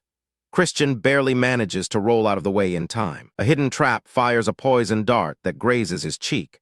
Christian realizes that every single mistake in this place will lead to his death. Christian looks up at the sky and asks the family head if there is actually a solution to this impossible fight. Aunt Mary sighs and tells him that there is no secret trick.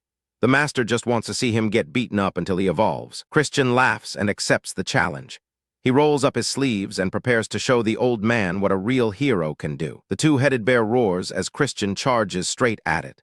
The real training has finally begun, and the stakes could not be higher. Twin-headed bear lunges forward with terrifying speed, but Christian is ready.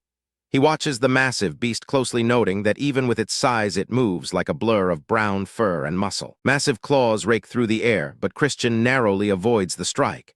He realizes that raw power is not enough to survive this encounter. He needs to find a critical weakness before the beast tears him apart. Christian is impressed by the immense power and speed of the predator. Every swipe of its claws creates a shockwave that shatters the surrounding ground. This is no ordinary training exercise. He ducks under another devastating blow as he tries to formulate a plan. The hero from his past life knows that every monster has an opening. He just needs to wait for the perfect moment to strike back. Christian exhales as he continues his desperate dance of survival. He knows there must be a way to counter this overwhelming force. His mind works at lightning speed as he analyzes the beast's rhythmic movements. Back at the palace, Aunt Mary watches the projection with a mix of concern and admiration. She notes that Christian's movements are completely different from any other student she has ever seen. He fights with the efficiency of a veteran warrior. In the forest, Christian finally finds his opening. He leaps high into the air and lands directly on the broad back of the twin-headed bear. The beast roars in frustration, trying to shake its nimble rider off. Christian explains his strategy to the silent watchers. He knows this creature has high physical strength and defense, but its agility and magic resistance are its fatal flaws. He has been planning this specific move since the start. Christian takes advantage of the momentary opening as the bear stalls. He positions himself perfectly over the creature's spinal column, preparing his next move. The onlookers are stunned by his calm composure in the face of death. In a split second, Christian injects a concentrated burst of dark magic directly into the bear's heart. Purple energy pulses through the beast's body as the lethal magic does its work. The predator collapses instantly as its internal organs are shredded from within. Aunt Mary gasps in realization. She turns to the master and asks if that was the technique he often uses himself. The red-haired steward Simon stands behind them watching with an intensely curious expression. This is the signature move known as Dark Death. It is a terrifying high-level application of dark mana that is usually reserved for the clan elites. The fact that Christian figured it out on his own is nothing short of a miracle. Simon points out that the boy used the exact same mana rotation as the master. The child master remains silent with his chin resting on his hand, but his eyes are fixed on the projection. He is clearly evaluating his grandson's hidden potential. In the forest, the second threat emerges as the rock lizard charges. The crystalline beast ignores its fallen comrade and focuses entirely on Christian. Its armor is thick enough to withstand even the most powerful physical strikes. Christian barely has time to breathe as the lizard snaps its jaws. He realizes this fight is different from the bear. The lizard possesses 3 hearts made of stone that act as independent engines for its regenerative power. The lizard fires a beam of pure green energy from its maw. Christian twists in mid-air using the trees as leverage to stay mobile. He knows that unless all 3 stone hearts are stopped simultaneously, the beast will just keep reviving. Christian focuses his vision to see the internal structure of the beast. 3 blue glowing stones pulse within the lizard's chest and abdomen.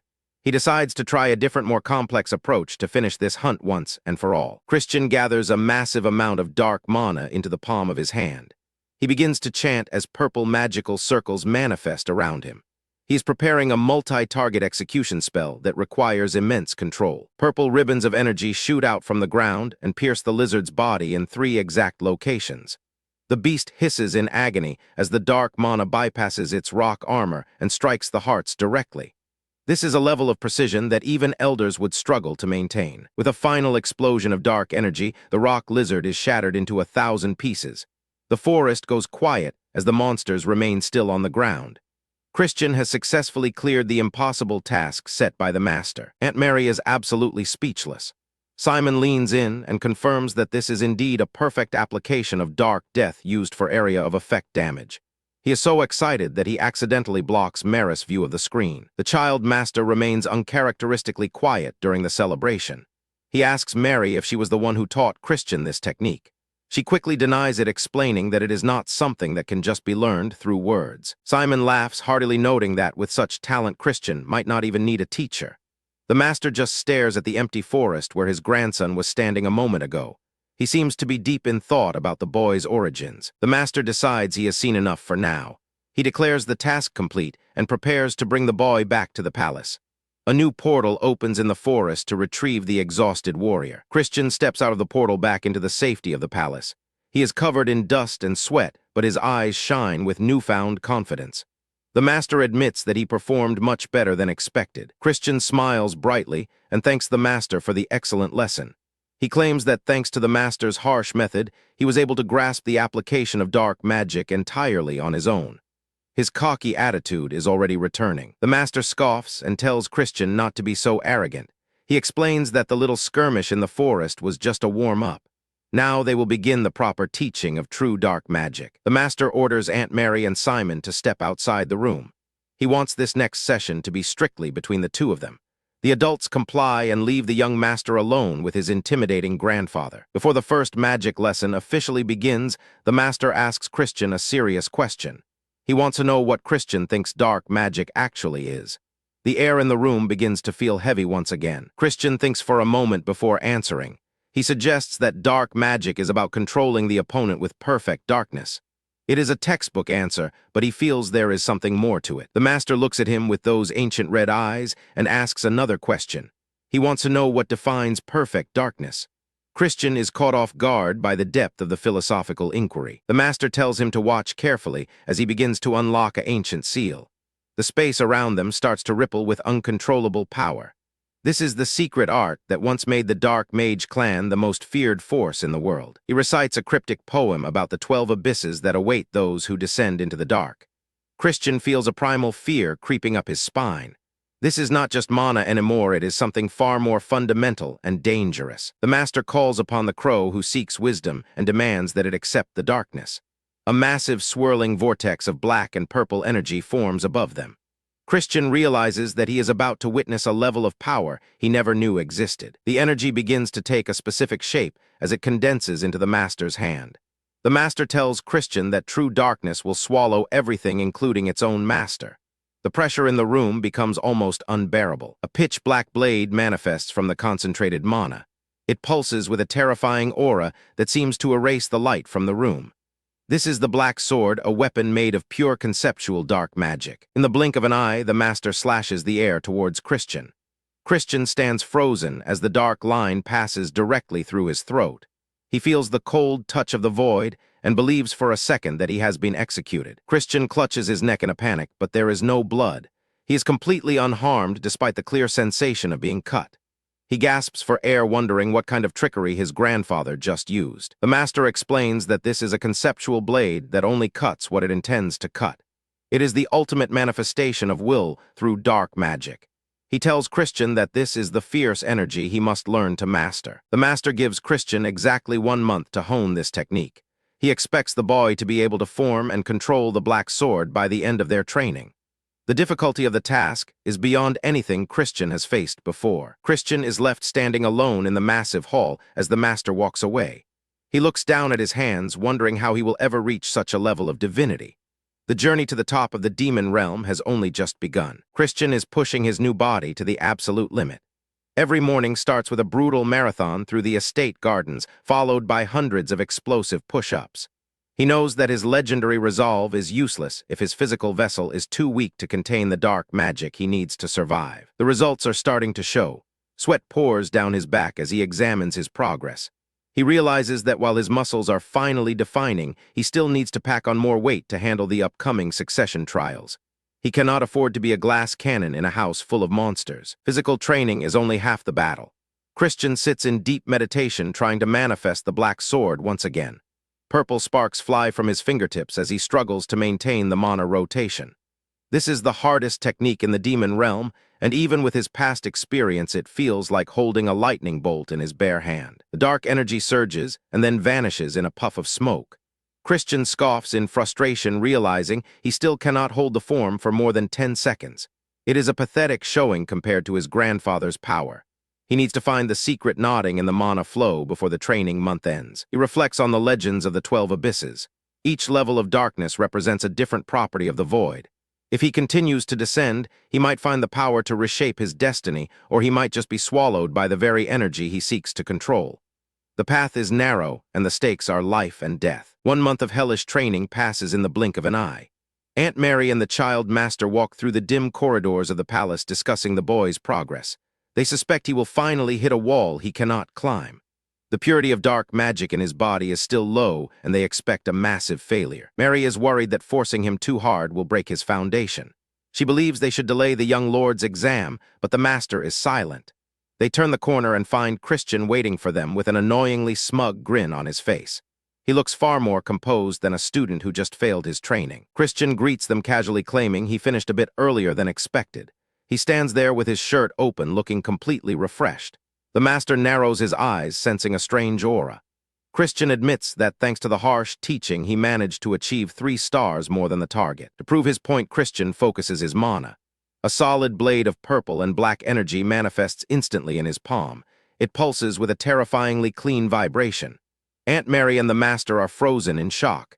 This is not just a basic manifestation. It is a refined application of the Black Sword that should have taken years to learn. Christian explains that it only took him a week to implement the blade. He realized that the 12 abysses were not just metaphorical traps, but crucial properties of the mana structure itself. He dismantled the logic and rebuilt it to suit his own style. The master is internally screaming because it took him a lifetime to reach this stage. The master stares at his grandson with a mix of awe and terror. Christian is still complaining about how the blade disappears quickly when he loses focus. He has no idea that he has just performed a miracle. The old man realizes that this boy is not just a genius. He is a monster that might actually save the clan. As Christian throws a tantrum about his lack of control, the master sees a ray of hope at the end of his long journey. He hides his excitement behind a stern face and tells Christian to be prepared for the next level of training tomorrow. The real lessons are about to begin, and they will be much more painful than running laps. Feeling like a total winner, Christian decides he deserves a reward. He waits for Marie to leave and then sneaks into the private cellar. He finds a stash of incredibly expensive booze that the old scumbag Christian used to love. He plans to celebrate his 1-month anniversary of surviving this new world in style. He pops the cork and takes a massive swig directly from the bottle. The luxury of the demonic lifestyle is finally starting to grow on him. He laughs to himself, thinking that he can drink all he wants as long as that scary maid stays in the kitchen. But his celebration is cut short by a voice that sounds like cold steel. A beautiful girl with purple hair catches him in the act. She looks at him with pure disgust and calls him out for drinking in broad daylight. Christian is confused by her presence. He notes that her eyes are the color of a 3-star rank magician, but she definitely does not feel like a dark mage from his family. When Christian asks if she knows him, the girl's expression shifts from disgust to absolute rage. Her face contorts, and the air around her begins to vibrate with a toxic green energy. Christian realizes he has made a massive mistake, but he cannot remember who this girl is from his previous host memories. He screams a curse and slaps him so hard he does a full backflip across the hallway. Christian hits the floor like a sack of bricks, wondering how a girl so small has such terrifying physical strength. He is about to yell back when a green-haired guardian steps in and tells the young lady not to waste her energy on trash like him. As they walk away in disgust, an old servant rushes over to help him up. Christian is clutching his bruised face and demanding to know who that crazy woman was. The servant whispers that she is Lady Marissa from the ultimate poison dark magic family. She is not just a guest. She is the woman who used to be Christian's fiancée. The weight of the situation finally hits Christian like a freight train. If this girl belongs to the ultimate poison dark magic family, then he is in serious trouble. This stunning woman with the piercing gaze is not just any noble. She is his former fiancée, and she clearly hates his guts. Christian stands frozen as the pieces of his host's past start to click together. He realizes that his reputation as a legendary scumbag has left him with some terrifying enemies. He mutters to himself that he is in deep trouble. Being the target of the poison family is basically a death sentence in the demon realm. But to understand this hatred, we have to go back to when Marissa was only 8 years old. She was a lonely child sitting in the grass at a dark mage gala. She felt completely out of place, wondering why her father even brought her to an event where she was clearly unwanted. The other nobles whispered behind her back, calling her an illegitimate child. The cruelty of high society was already crushing her spirit. They claimed the Duke only kept her around because his son was incompetent, and he needed a daughter to find a strong son-in-law. That is when a young and surprisingly charismatic Christian appeared. He looked like a ray of light compared to the dark atmosphere of the party. He told her to stop crying and stop listening to what the stupid adults were saying. He gave her a piece of advice that would define her life. Do not pay attention to them now. Just pay them back when you grow up. Marissa was captivated. She promised that she would become the strongest dark mage and crush the pride of everyone who looked down on her. Christian laughed and told her that was the exact ambition a dark mage should have. He was her hero in that moment. He playfully offered his hand and asked the future strongest dark mage to let him show her around the estate. It was a moment of pure connection that neither of them would ever forget. But the fairy tale did not last long. The engagement was set up to reconcile their two powerful families, and for a while it seemed like a perfect match. Marissa used to lie awake at night dreaming of the future they would have together. She genuinely cared for him, but then Christian transformed into a complete scoundrel. He spent his days drinking and chasing low-quality status while ignoring his responsibilities. The betrayal cut deep. Marissa realizes she was a fool to trust him, and she refuses to let her heart be broken by a loser ever again. Now back in the present, Marissa strides into the office of the Marquis. She has important business to discuss that goes beyond her personal grudges. The Marquis greets her with a cold and professional air. They are currently locked in a power struggle over a valuable relic. A relic has appeared in the neutral zone between their territories. Both families want it, and neither is willing to back down. The Marquis reminds her that the last time a relic was found, her family took it by force. He asks if she expects him to just yield this time. Marissa is not backing down. She asks if the Dark Mage family would have done any different if the roles were reversed. They decide to settle this with a competition. Each side will send an exploration team of no more than 10 people, and they must all be 3 stars or lower. They agree that a direct clash between their main forces would only benefit their external enemies in the Demon King's realm. The Marquis surprisingly accepts the terms without a fight. His quick agreement makes Marissa instantly suspicious. She senses that something is off, but she cannot quite put her finger on what he is planning. The Marquis adds a heavy condition. If the Poison family breaks the agreement or uses underhanded traps, they lose both the current and previous relics. He knows that traps and ambushes are her family's specialty. He is effectively trying to tie her hands behind her back. Marissa accepts the challenge with a fierce look in her eyes. She is confident that her skills will prevail even without dirty tricks. The Marquis mocks her, calling her the famed Myriad Poison Maiden. He seems to be looking forward to the expedition for all the wrong reasons. As Marissa leaves, he watches her from his desk like a predator, waiting for his prey to fall into a pit. Once he is alone, the Marquis begins to move his real chess pieces. He is not just playing for the relic. He knocks over the piece representing Marissa. She is nothing more than a tool in his grand design. Then he knocks over the piece representing Juvian. He is systematically clearing the board of all his rivals. A dark and sinister aura erupts from his body. His mask of professionalism has completely vanished. He declares that this expedition will become a beautiful stage filled with screams. The true nightmare for Christian and Marissa is about to begin. 2 months have passed since the world started turning upside down. While Christian pushes his body to the absolute limit in training, the seasons begin to shift, and the gears of fate start to grind. Every swing of his sword is fueled by the desperate need to survive. While some are blinded by jealousy, others are sharpening their knives in the dark, waiting for the perfect moment to strike. The time has finally come for the next move.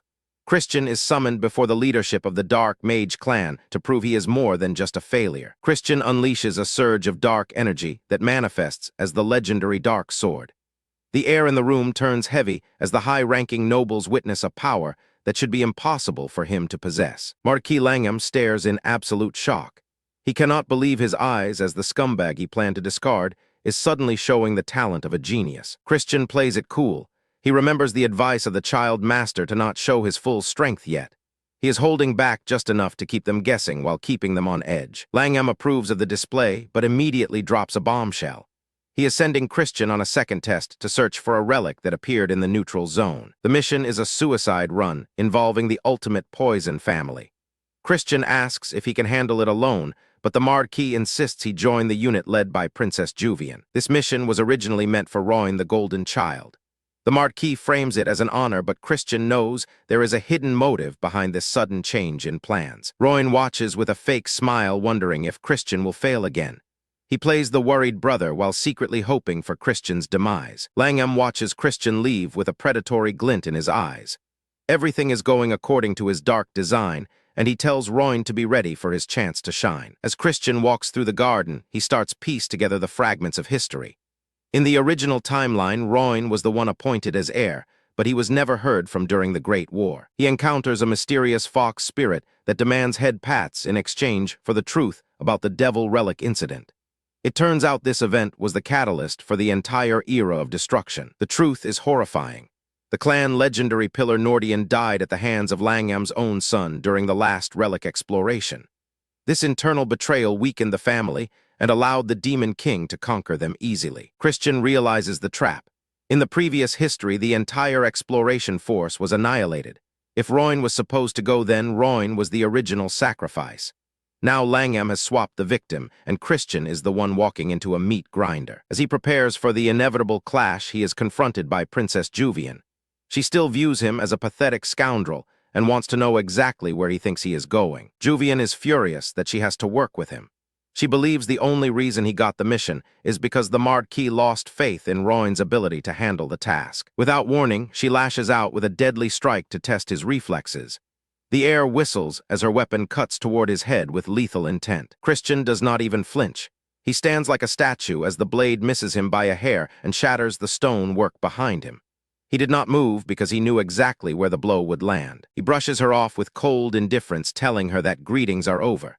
He promises not to appear before her until the exploration begins and wishes her luck with the preparations. Juvian stands frozen in shock. She realizes that Christian's eyes never even blinked. He knew for a fact that she would miss on purpose, and that level of composure is absolutely terrifying. The realization hits her like a physical blow. Christian is not the weakling she once knew. He is something far more dangerous, and the upcoming expedition is going to be a bloodbath. Christian finally steps out into the market village for a breath of fresh air. The streets are bustling with people, and the atmosphere is high as he enjoys a rare moment of freedom. He decides to live it up for a bit. He starts devouring meat skewers like there is no tomorrow and dreams of a peaceful life filled with nothing but food and games. His instincts suddenly flare up. He realizes that Marquis Langham's underlings are trailing his every move from the shadows like hungry wolves. Before he can react, a hand suddenly covers his mouth. He is dragged into the darkness of a side alley before he can even draw his weapon. The attacker is a mysterious girl hidden under a deep hood. Her green eyes are sharp, and she tells him to stay quiet if he wants to live through the night. She points to a body slumped on the ground nearby. Her subordinates have already dealt with the men who were following him, so he can rest easy for now. The girl claims she is working to stop the ominous signs spreading through the castle. She tells Christian that his life is in danger and asks him to follow her into the dark. She reveals the grim truth that people are vanishing from the evil King Castle without a trace.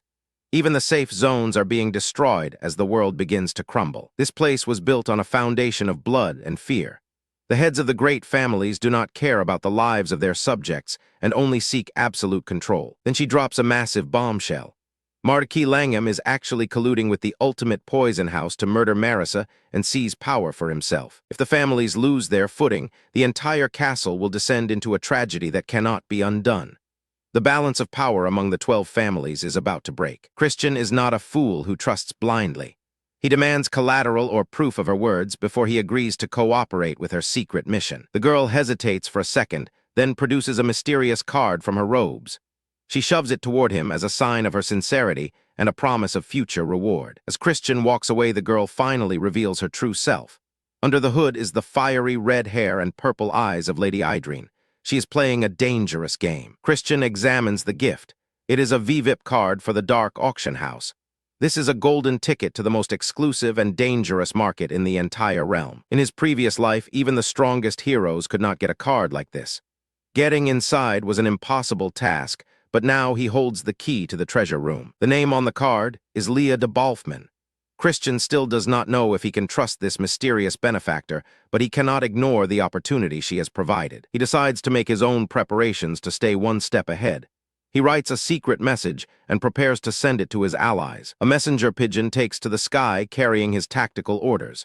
The first step of his counterattack against the Marquis is finally in motion. Now he is off to meet a dangerous individual to finalize his plans.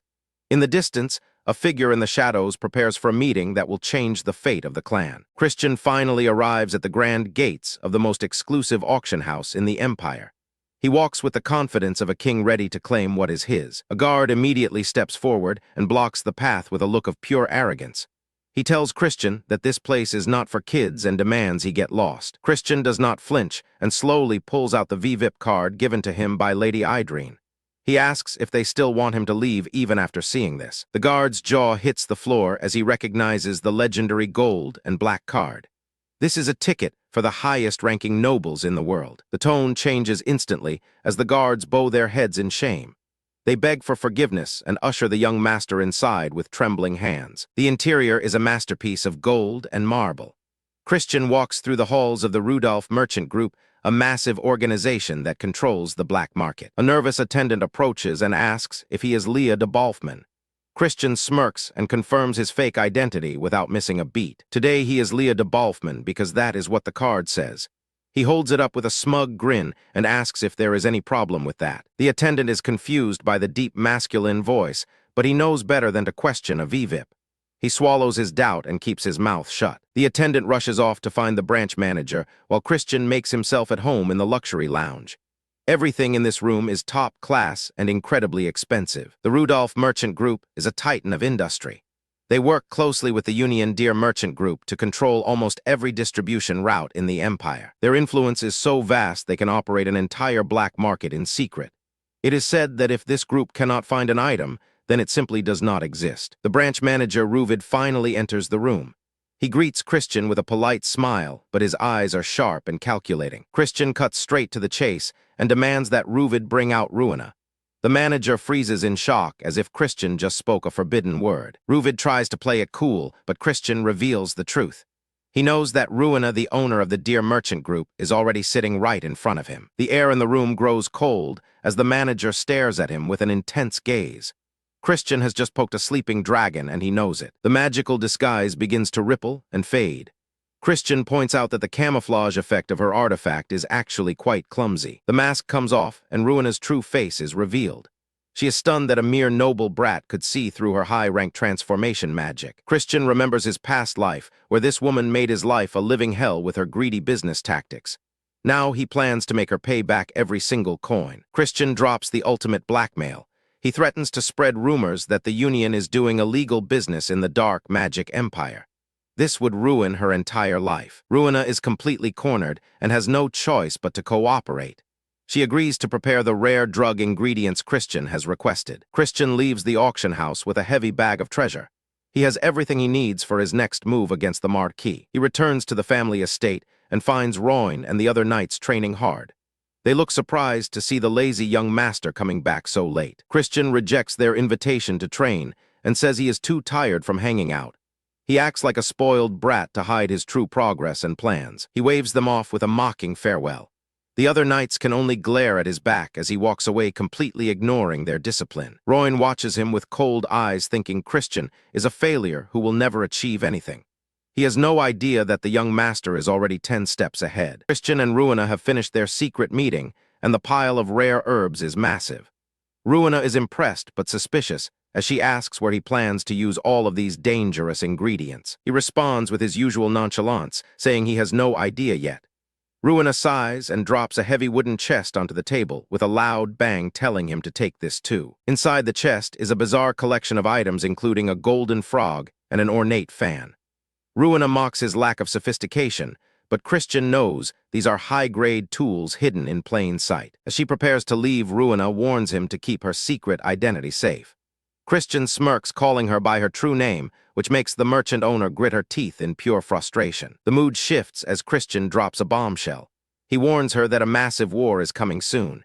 He points to a map showing the movements of the Union and the Magic Empire. If trade routes are blocked and the continent is split, his logic is simple. Trade would be cut in half and her profits would vanish overnight. Ruina tries to dismiss it as an exaggeration, but she is clearly rattled. She looks at the reports from the capital and realizes he is right. The atmosphere is tense, and many noble houses are already pushing for conflict. She asks why a mere brat is telling her all of this. Christian makes his move. He asks her to become his official sponsor.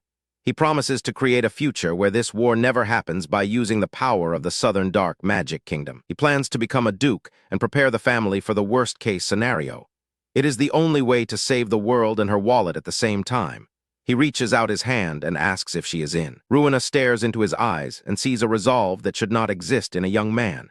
She realizes those eyes are not lying to her. This kid is serious about changing the course of history. She accepts the deal and they seal it with a firm handshake. She warns him that if he breaks his word even once, she will turn her back on him forever.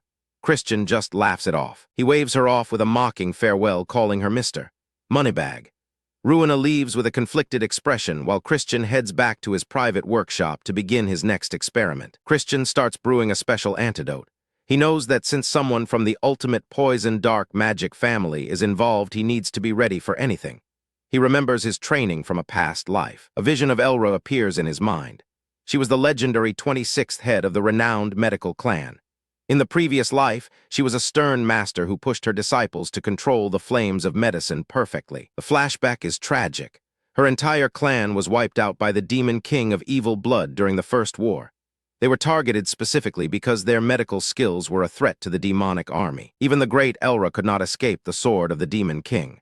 As she lay dying, she passed her secret techniques to her only remaining student, and asked him to save those who were still suffering. That student became the saint of the battlefield, the very man who taught Christian everything he knows. The memory of her coughing blood while smiling at her disciple burns in his mind. Back in the present, Christian holds a single medicine pill. He whispers to his dead master that he is still keeping his promise. He will not let the medical clan's legacy die out in this new timeline. Across the empire, a letter arrives at a grand estate. A servant informs the Marquis that the young lord has sent word. The Marquis looks delighted, thinking of his son's progress. He reads the letter with a sharp grin and tells his men to start preparations.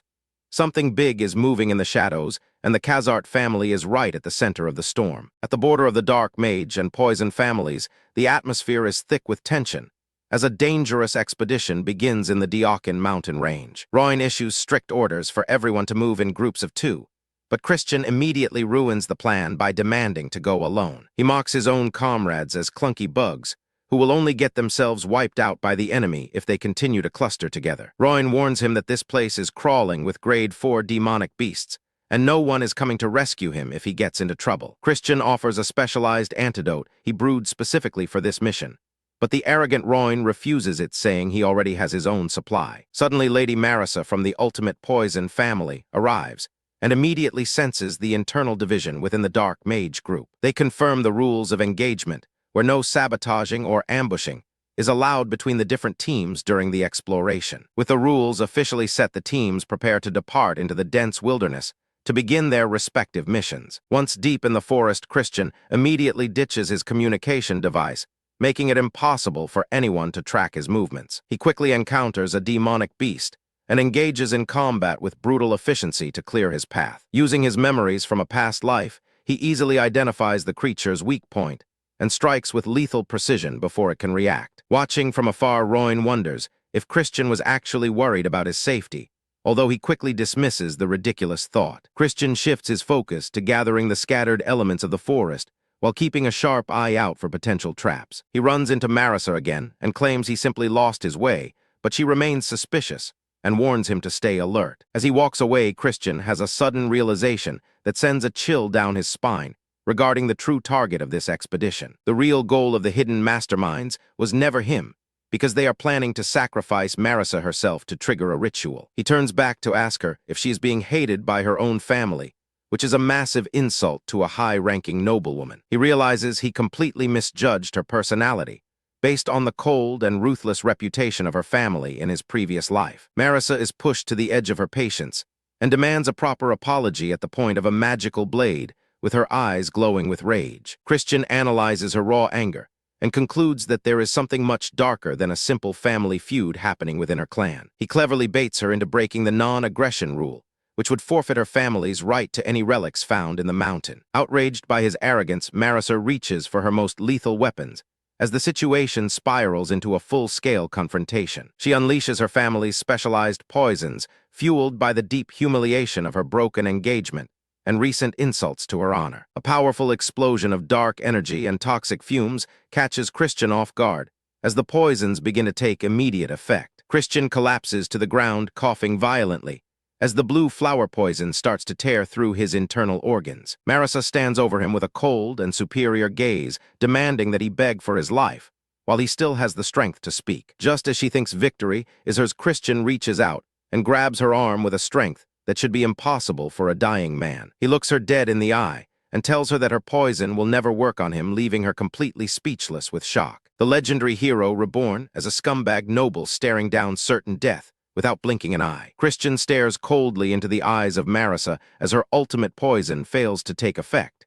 He tells her that he cannot let her continue this path before she loses everything. He reveals a collection of glowing detox pills that he crafted based on his memories of the future. He calls it the perfect detox pill, which is far superior to anything her family has ever produced. Before she can react, Christian delivers a swift strike that knocks her unconscious. He catches her gently and promises that he will definitely save her from the ritual her family has planned. Christian binds Marissa securely and leaves her in a hidden spot to keep her away from the coming slaughter. Using a stolen communication device, Christian sends a fake message to the other teams. He baits them into exploring a dangerous cliff to keep them occupied while he hunts for the real prize. With the other teams distracted, Christian leaps down the massive cliffside with professional grace. He moves through the air like a ghost, using his past life experience to navigate the treacherous terrain. He knows that the legendary Amulet of Twilight is hidden nearby. This relic is a double-edged sword that led to the death of the family patriarch in the original timeline. As he reaches the forest floor, Christian discovers fresh footprints. He realizes that someone has already found the relic site, which complicates his original plan. Christian hides his presence and observes a group from the Ultimate Poison family. He identifies their leader as a powerful 4-star descendant who is accompanied by a 5-star female mage. The arrogant poison noble lets his guard down and begins to yawn. Christian takes this opportunity to drop a cluster of aggressive ghost monkeys directly onto the man's head. The forest erupts into chaos as the screeching monkeys swarm the noble. The Poison family mages are completely caught off guard by the sudden animal attack. While the enemy is distracted by the monkeys, Christian slips in and swipes the ornate relic box. His movements are so fast and silent that no one even notices he was there. He swaps the real treasure with a modified fake box he got from Ruina.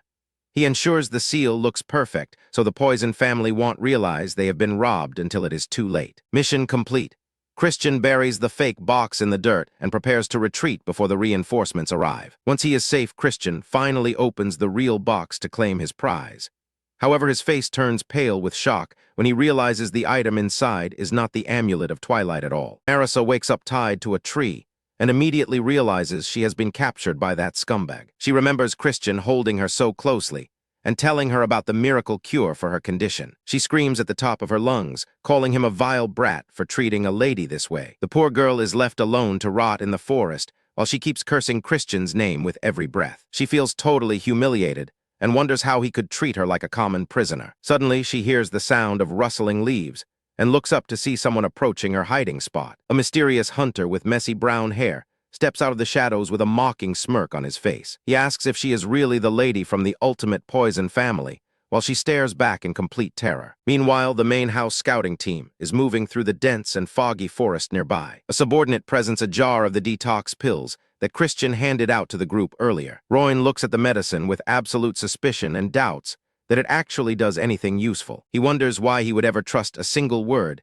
that comes out of a notorious bastard's mouth. The scouts report back saying there is absolutely nothing found in their sector, and the area is clear. Royan starts picturing the idiot Christian getting himself into a ridiculous mess all by himself. He pretends not to care, and says it is Christian's own fault if he ends up dead in this forest. Suddenly, a shout echoes through the trees as one of the members finally finds the target relic. The team gathers around a beautiful ornate red relic box that was buried deep in the dirt. The group leader declares the mission a success and prepares the entire party for a quick departure. The commander shouts for everyone to pack up and return to the rendezvous point before the other families catch on. The team marches back through the canyon, feeling proud that they beat the Poison family to the prize. Royan looks back into the dark woods with a heavy heart and a feeling of visible concern for his family member. He finally admits that they should probably check if that bastard Christian is actually still alive. The leader suddenly stops walking and signals for the rest of the group to halt their movement. He orders teams 1 and 2 to head back immediately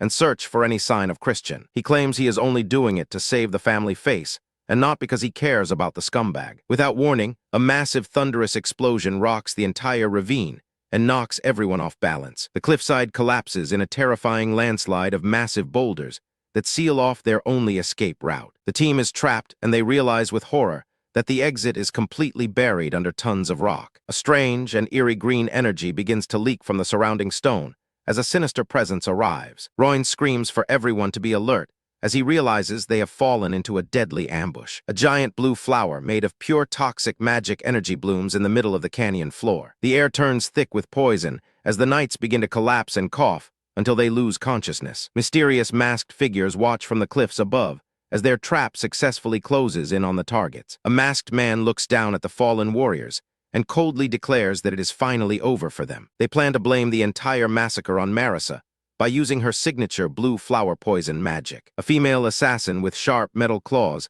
steps forward to survey the damage and finish the job. She walks calmly through the toxic mist while her allies prepare to move the stolen relic. She raises her lethal weapons to deliver the final strike to the few survivors, still gasping for air. Suddenly, a powerful beam of dark energy strikes down from the sky and creates a massive shockwave. The assassin is forced to block a surprise attack as the ground explodes around her feet. Royan is somehow still on his feet, gasping for air, but refusing to let his family be slaughtered. He struggles to maintain his footing, while the deadly poison continues to sap his remaining strength. The assassin is absolutely stunned that anyone could survive a direct dose of the blue flower poison. Royan realizes that the detox pills Christian gave them are the only reason he is still alive. He clutches the empty jar and thanks his lucky stars that the scumbag actually came through with help. The assassin grows frustrated and coats her sharp claws in a glowing and lethal green poison. She lunges with blinding speed and strikes the weakened Royan with a heavy and painful blow. The 5-star mage mocks Royan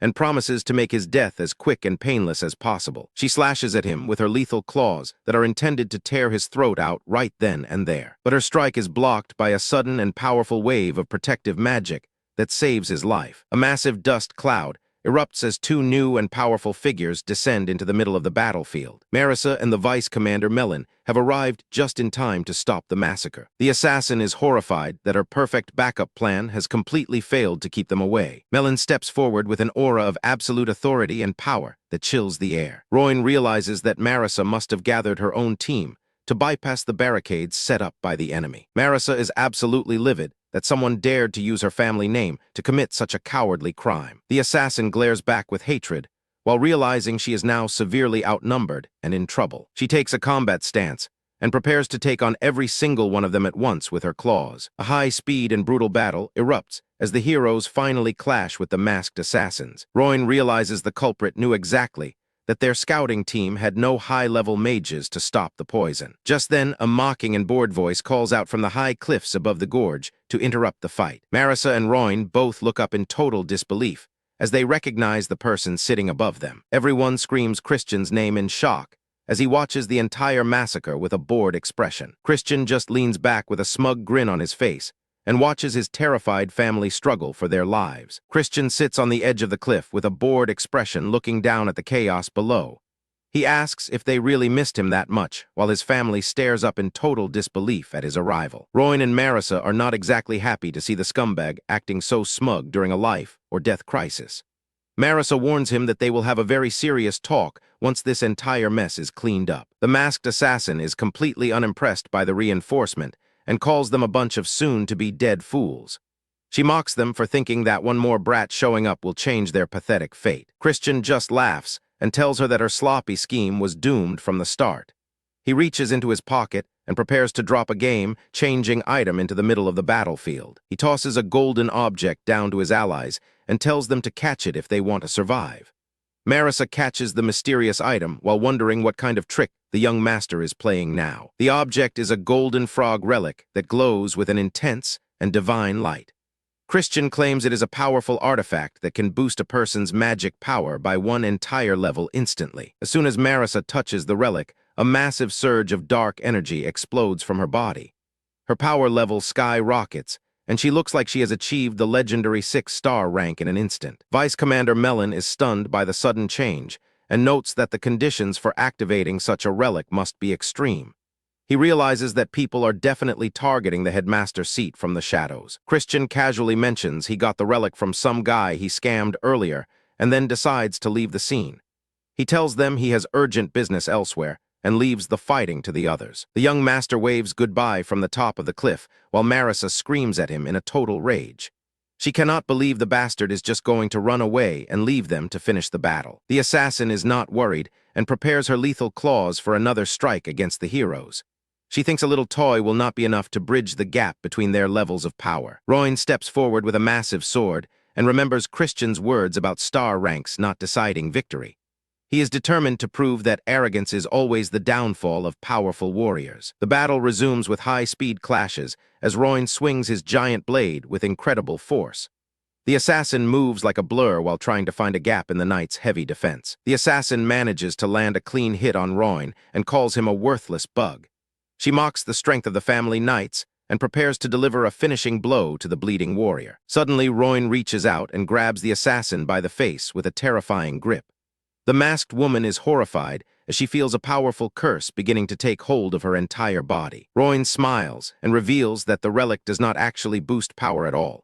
It is a cursed item that amplifies the user's own blood to inflict a devastating penalty on anyone they touch. He swings his blade with everything he has left and delivers a brutal horizontal slash across her chest.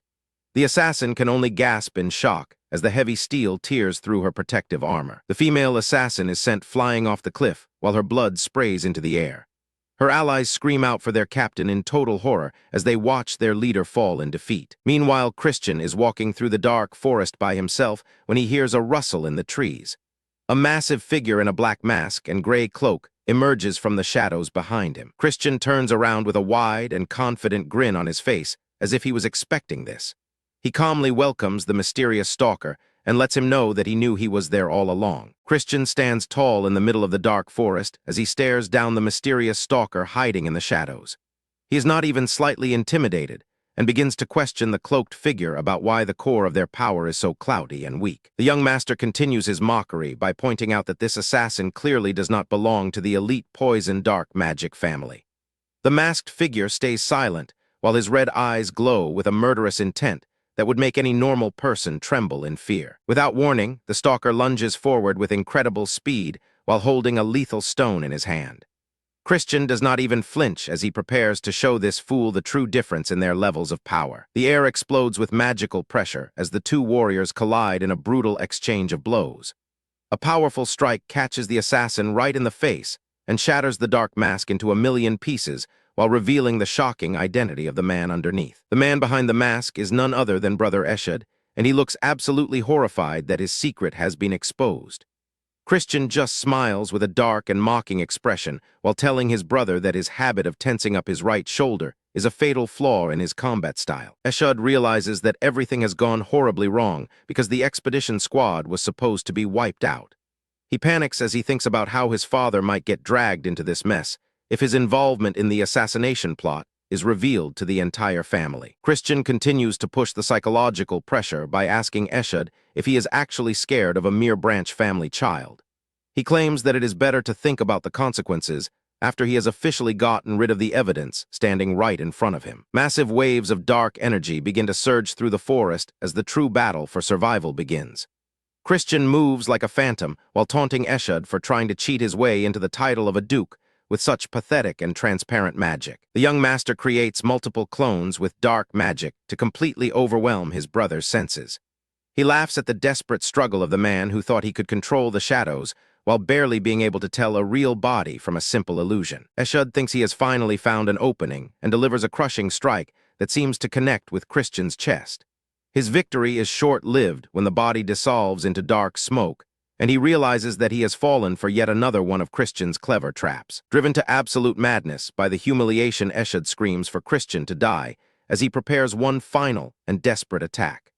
Little does he know that the young master has been holding back his true power this entire time just to enjoy the look of despair on his brother's face. Christian reveals his ultimate trump card, which is the legendary true dark sword that radiates an overwhelming aura of pure destruction.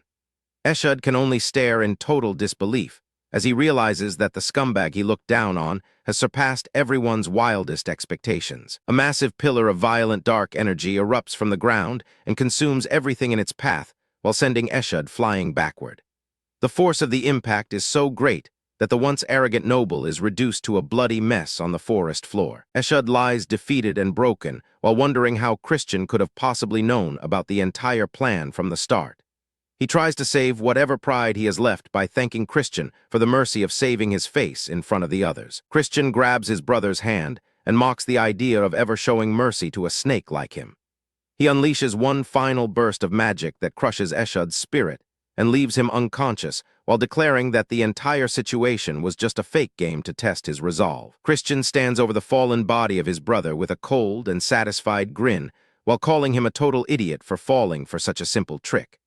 The true master of the dark magic clan has finally emerged, and he is not taking any prisoners in his quest for absolute power. Christian sprints through the dense forest while gasping for air. He is cutting it close and knows he has spent way too much time dealing with the trash from before. His clothes are torn and covered in grime as he pushes his body to the absolute limit. He hopes the others are holding up well because the situation is about to get even more complicated. Christian finally reaches the rendezvous point and finds Vice Commander Melon waiting with a stern expression. A group of knights stands guard behind him while the air stays heavy with dark energy. Melon reports that the targets died and turned to ash almost instantly. It is clear that the assassins took extreme precautions to leave absolutely no evidence of their true origins behind. Juvian stands nearby while holding a green silk cloth that contains a powerful relic. She looks at Christian with a mixture of concern and suspicion while asking where he has been hiding. She stares deeply into his eyes while wondering if there are more traitors lurking within the ultimate poison dark magic family. Christian stays silent about his encounter with his brother while thinking about the coming storm. Somewhere in the shadows, the mastermind behind the plot watches with a murderous glint in his eyes. He is betting his entire life on this mission and will not stop until Christian is erased from existence. 1 week passes and the dust finally begins to settle on the battlefield. Christian sits at a lavish dining table while enjoying a feast fit for a king. He reflects on how he used his knowledge of the past to outmaneuver Eshud and Langam. He knows that the Marquess will not hand over the legendary Devil's Heirloom to just anyone. This mysterious box contains a power that could change the fate of the entire world. It is the key to his survival in this cutthroat society. The librarian maid suddenly bursts into the room with her usual playful and mischievous energy. She teases the young master for sleeping so soundly while his body is still covered in bandages. She insists on feeding him a special soup filled with her love. It is a chaotic and embarrassing scene as the powerful warrior is reduced to a helpless patient while being forced to eat his meal. Juvian watches the display from the side with a calm and observant expression. She is staying behind to monitor the situation and take responsibility for her part in the failed assassination plot. The maid offers him some blood juice for recovery, but Christian shuts her down immediately. He prefers leek juice despite the maid's insistence that it is not really her thing. Juvian finally gathers her courage and thanks Christian for saving her life during the ritual.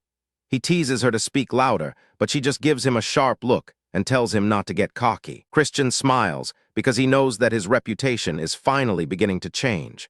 The Marquess has officially recognized him as the young lord of the family for the time being. He knows that becoming a legitimate successor means that everyone will now be looking for a chance to bring him down. The succession war is heating up as powerful rivals prepare to make their move. Christian continues to eat his meal while planning his next move. He knows that he needs to recharge his energy because the real battle for the throne has only just begun. Suddenly, a familiar face appears at the door and surprises the young master. Marissa has arrived with a look of absolute determination that suggests she has a lot to say to the man who saved her life. Marissa approaches Christian while he recovers from the recent battle. The air is thick with tension as she checks on the man who was once known as nothing but a scoundrel. She looks at him with soft eyes and asks if he is doing all right. Her gratitude is clear, but she is still struggling to process the heroics he displayed in the forest. Christian gives a nervous smile while bandages still cover his face. He tries to play it cool despite the intense pressure of being alone with his former fiancée. The shadow of a massive power looms over the conversation. It is Duke Huem, the patriarch of the ultimate poison dark magic family, and a terrifying 8-star demon lord. Christian wonders why such a powerhouse would be interested in him. He knows that every move he makes is being watched by the highest authorities in the demon realm. As they walk through the grand halls, Marissa begins to question how he knew about the conspiracy. Christian keeps his cards close to his chest as they reach their destination. He reveals that he has a hidden source. He recalls how he used Vice Commander Mellon to infiltrate the group and uncover the traitors from the shadows. Marissa stares at him while her heart beats faster. She realizes that the man standing before her is no longer the pathetic loser she once despised. Christian explains that he only acted because he was worried she might be in danger. He knows that, as the successor, she was the primary target for the assassination plot. Marissa blushes while thanking him for saving her team. The cold walls around her heart are finally starting to crumble under his newfound sincerity. Christian drops a bombshell by telling her that she is an important person to him. The sudden confession leaves the proud noblewoman completely speechless. He proposes a politically cooperative relationship to benefit both of their families. He is looking for a strong ally to secure his position in the succession war. He assures her that he has no intention of reversing their broken engagement. He wants her to trust him as a perfect stranger and a reliable business partner. They enter the presence of Duke Huem, who greets his daughter with a surprisingly doting smile.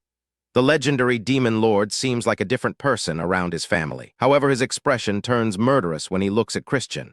He warns the young master that he will split him in half if he ever repeats his past mistakes. Christian shocks the Duke by claiming he created the rare antidote himself.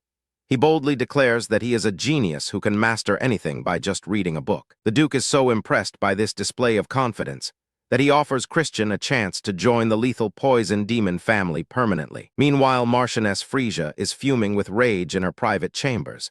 She cannot believe that a scoundrel like Christian is on the verge of becoming a duke. Langham watches the scene with a cold and calculating gaze. He tells the Marchioness that he will not interfere if she decides to deal with the boy herself. The board is set and the pieces are moving.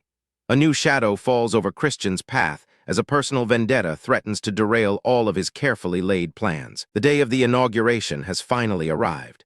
Christian walks into the grand hall looking like a true noble.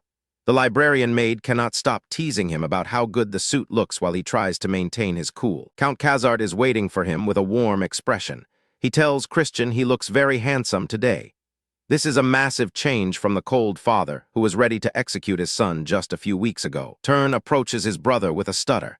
He is clearly intimidated by the new aura Christian is projecting.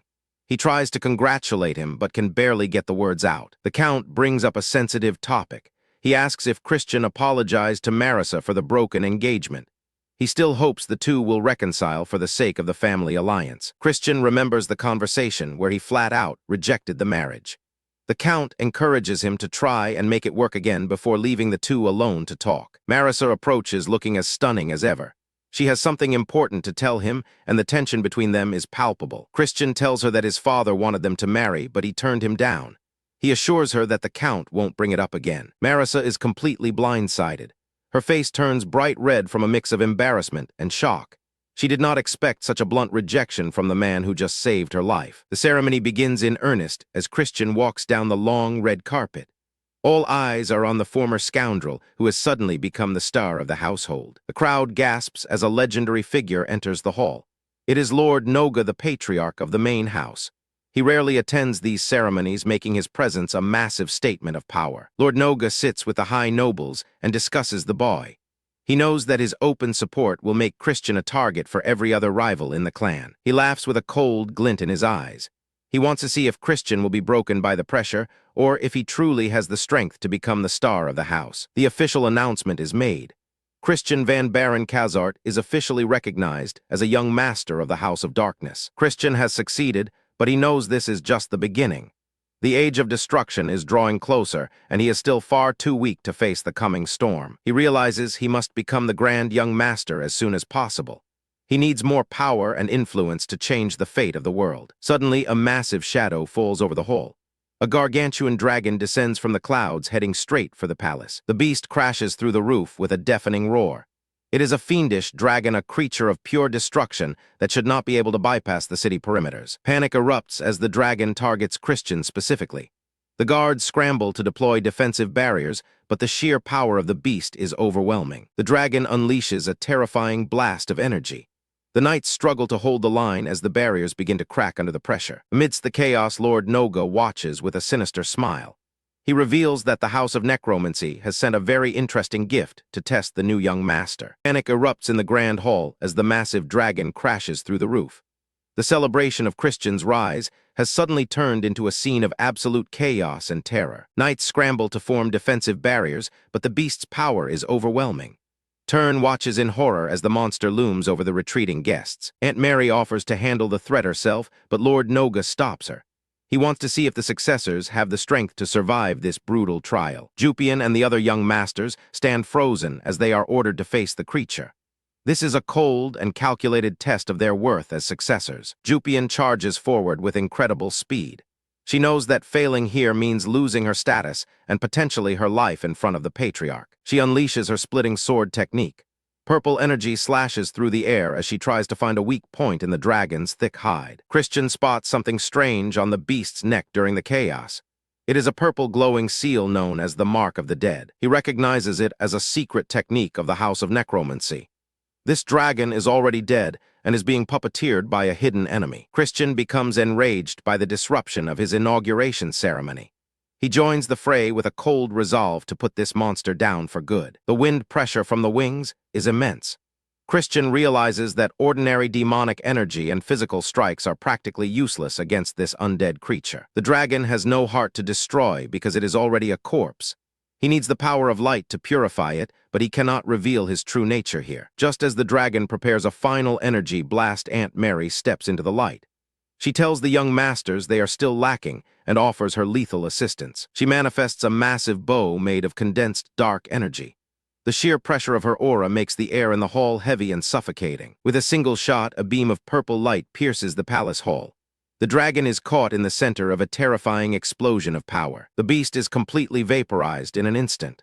Nothing remains of the creature that just threatened to level the entire Kazart estate. Christian is stunned by the power gap he just witnessed. Her caliber is entirely different from Eshud's, and she is likely far beyond a 5-star level. Mary turns to him with a gentle smile after the dust settles.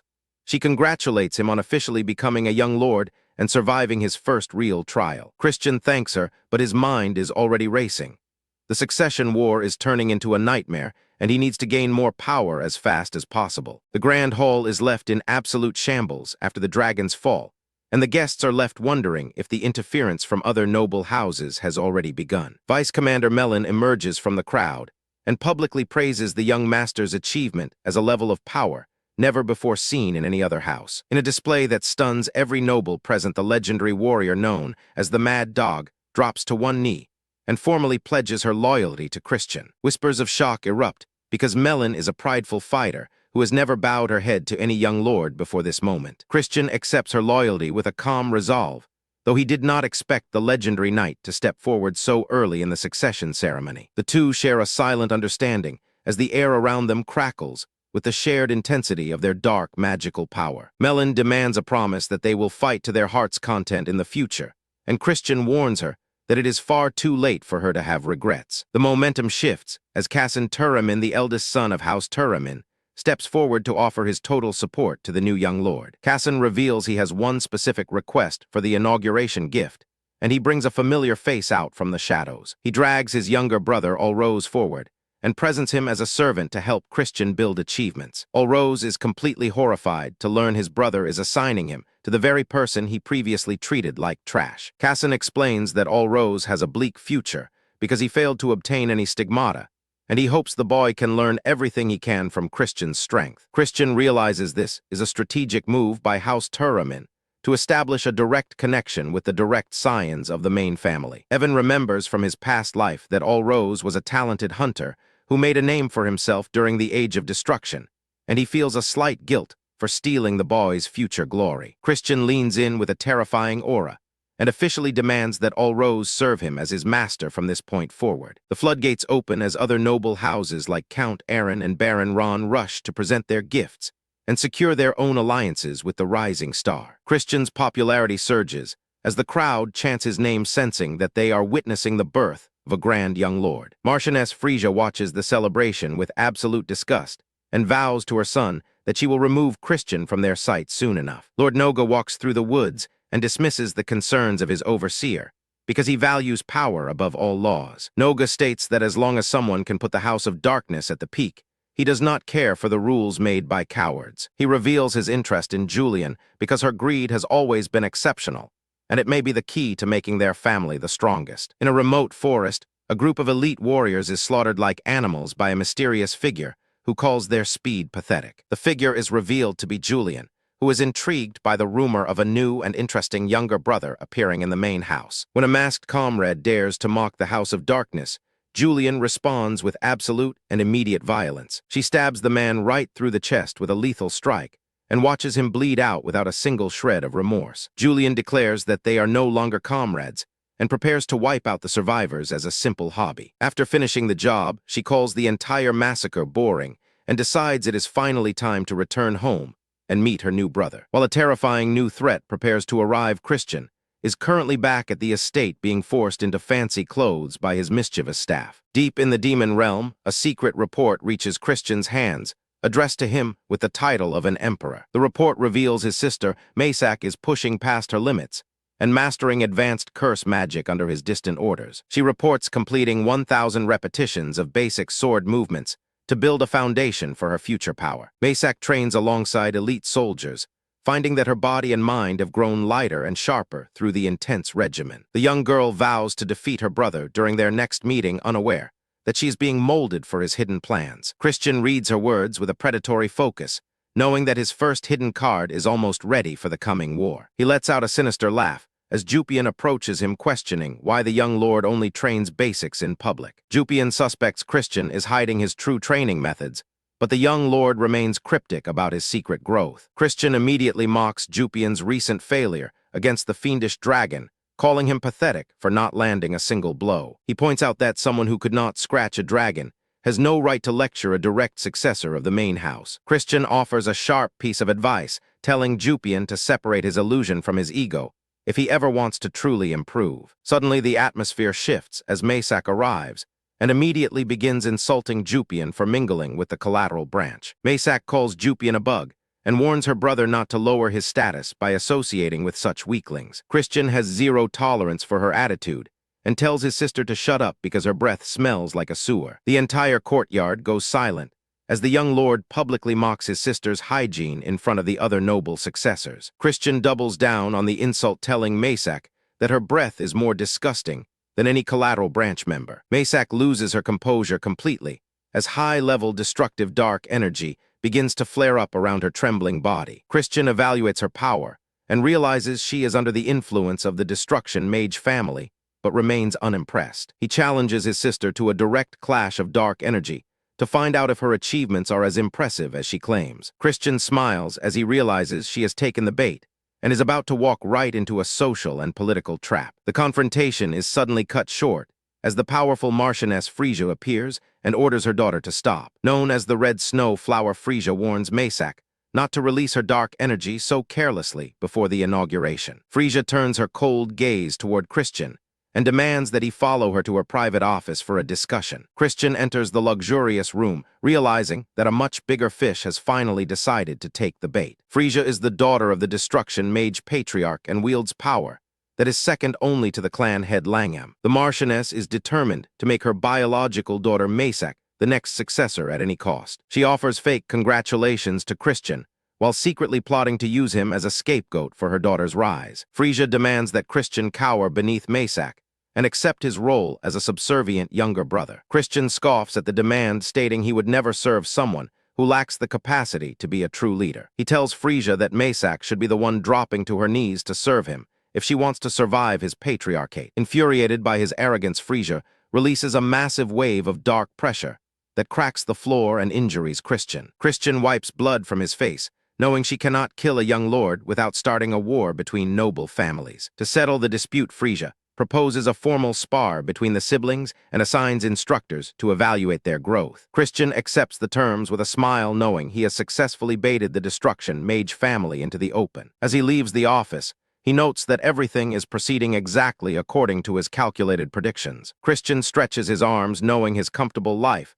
as a lazy young master is officially over as the schemes begin. Christian is escorted to his new living quarters, but the place is a total disaster zone filled with thick cobwebs and rotting furniture.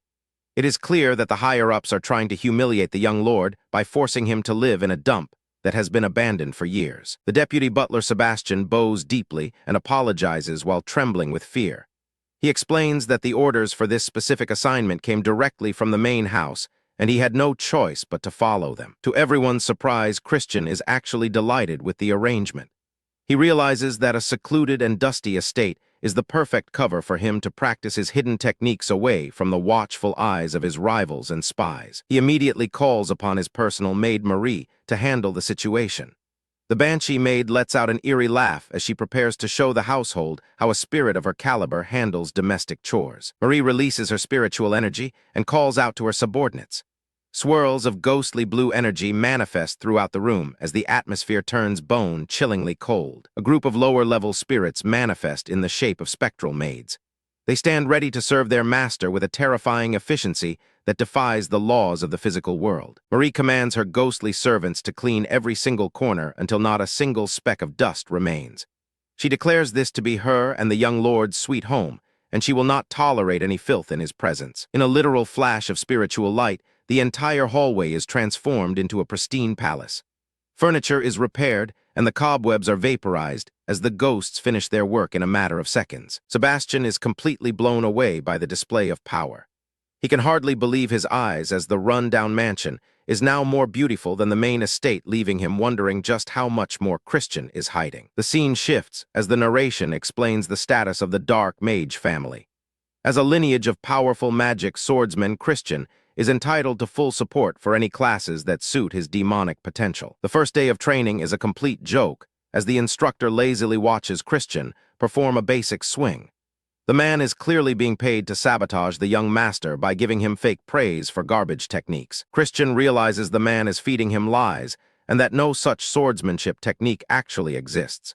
He maintains a facade of ignorance while secretly noting the blatant attempts to keep him weak. On the second day, a different teacher attempts to teach him overly complicated and useless theories about mind-shattering curses. Christian sees through the scheme, immediately knowing they are trying to waste his precious time before the duel. The third day brings Sebastian as the instructor for illusion magic. The small servant is nervous as he prepares to lead a lesson that has been compromised by a dangerous third party. A flashback reveals that the ruthless Marchioness Frisia cornered the butler in private. She demanded that he do absolutely nothing to help Christian improve his skills to ensure her daughter's victory. Paralyzed by Frisia's overwhelming dark pressure, the poor butler had no choice but to agree. He felt terrible about betraying the young master, but feared for his own life if he dared to disobey the red snow flower. Back in the present, Christian flashes a warm smile and tells Sebastian he understands the difficult situation he is in. He even apologizes for getting the butler involved in a childish, noble dispute, which only increases the man's guilt. Christian claims that he still learned the proper underlying principles from the brief explanation. He raises his hand to demonstrate what he has learned, as a strange green light begins to pulse from his fingertips. A massive surge of mana erupts as Christian manifests the fairy manifestation spell. This is a high-level illusion that typically takes half a year for a genius to learn, but he has replicated it perfectly in an instant. Sebastian is left shaking in absolute disbelief as a spectral fairy flutters around the room. He realizes that Christian is not just a genius, but a total monster who has been hiding his true power from the entire clan. The butler concludes that the Marchioness was dead wrong about this boy. He understands now that Maysak can never be a match for someone who can copy 5-star magic after seeing it just once. Christian pretends to be clumsy and claims he can't seem to control his strength today. He fills the entire room with dozens of glowing butterflies, creating a display of illusion magic that would make a master envious. The focus shifts to the main house, where the silver-haired child patriarch is lounging in his garden. He is furious that Christian hasn't visited him once since becoming a successor, calling the boy an arrogant brat. The red-haired messenger suddenly arrives with a gift from Christian. He mentions that the boy, who is barely at the 3-star level, sent this especially for his grandfather to try. The gift is a box of exquisite handmade chocolates. Christian's message says he made them himself out of respect for his elder, and insists that the patriarch take a bite. The patriarch scoffs, thinking the boy is just trying to curry favor instead of training for his duel.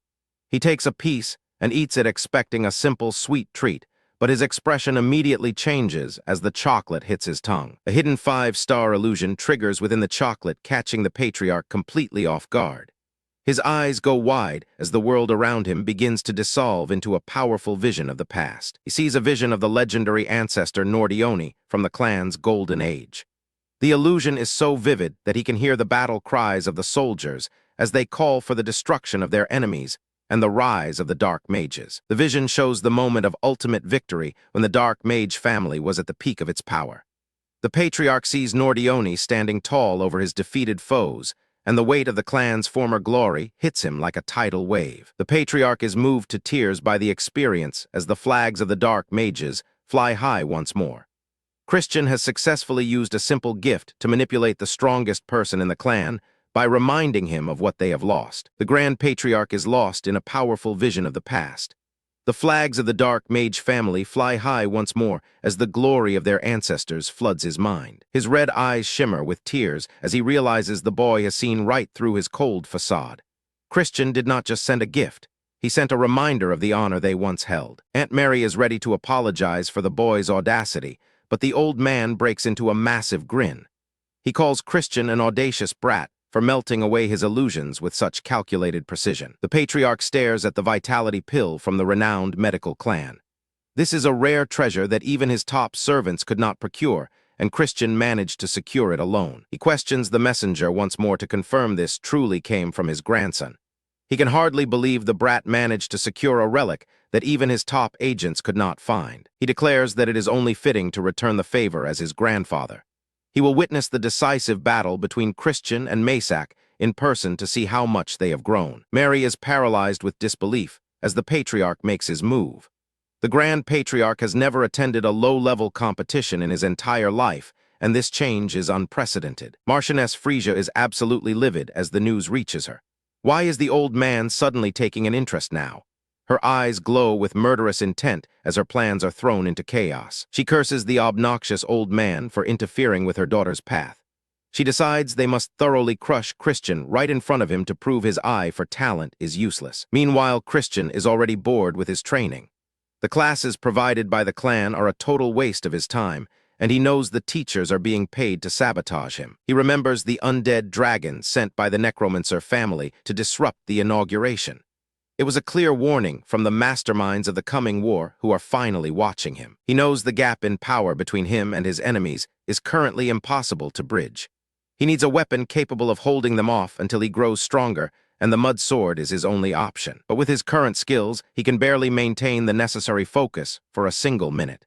In a real fight where the physical toll is massive, he would collapse instantly under the strain. Suddenly, a familiar voice breaks his concentration, and Simon appears out of nowhere. The head steward is as frivolous as ever and mocks the young lord's solo training efforts. Simon reveals that the patriarch was actually pleased with the gift.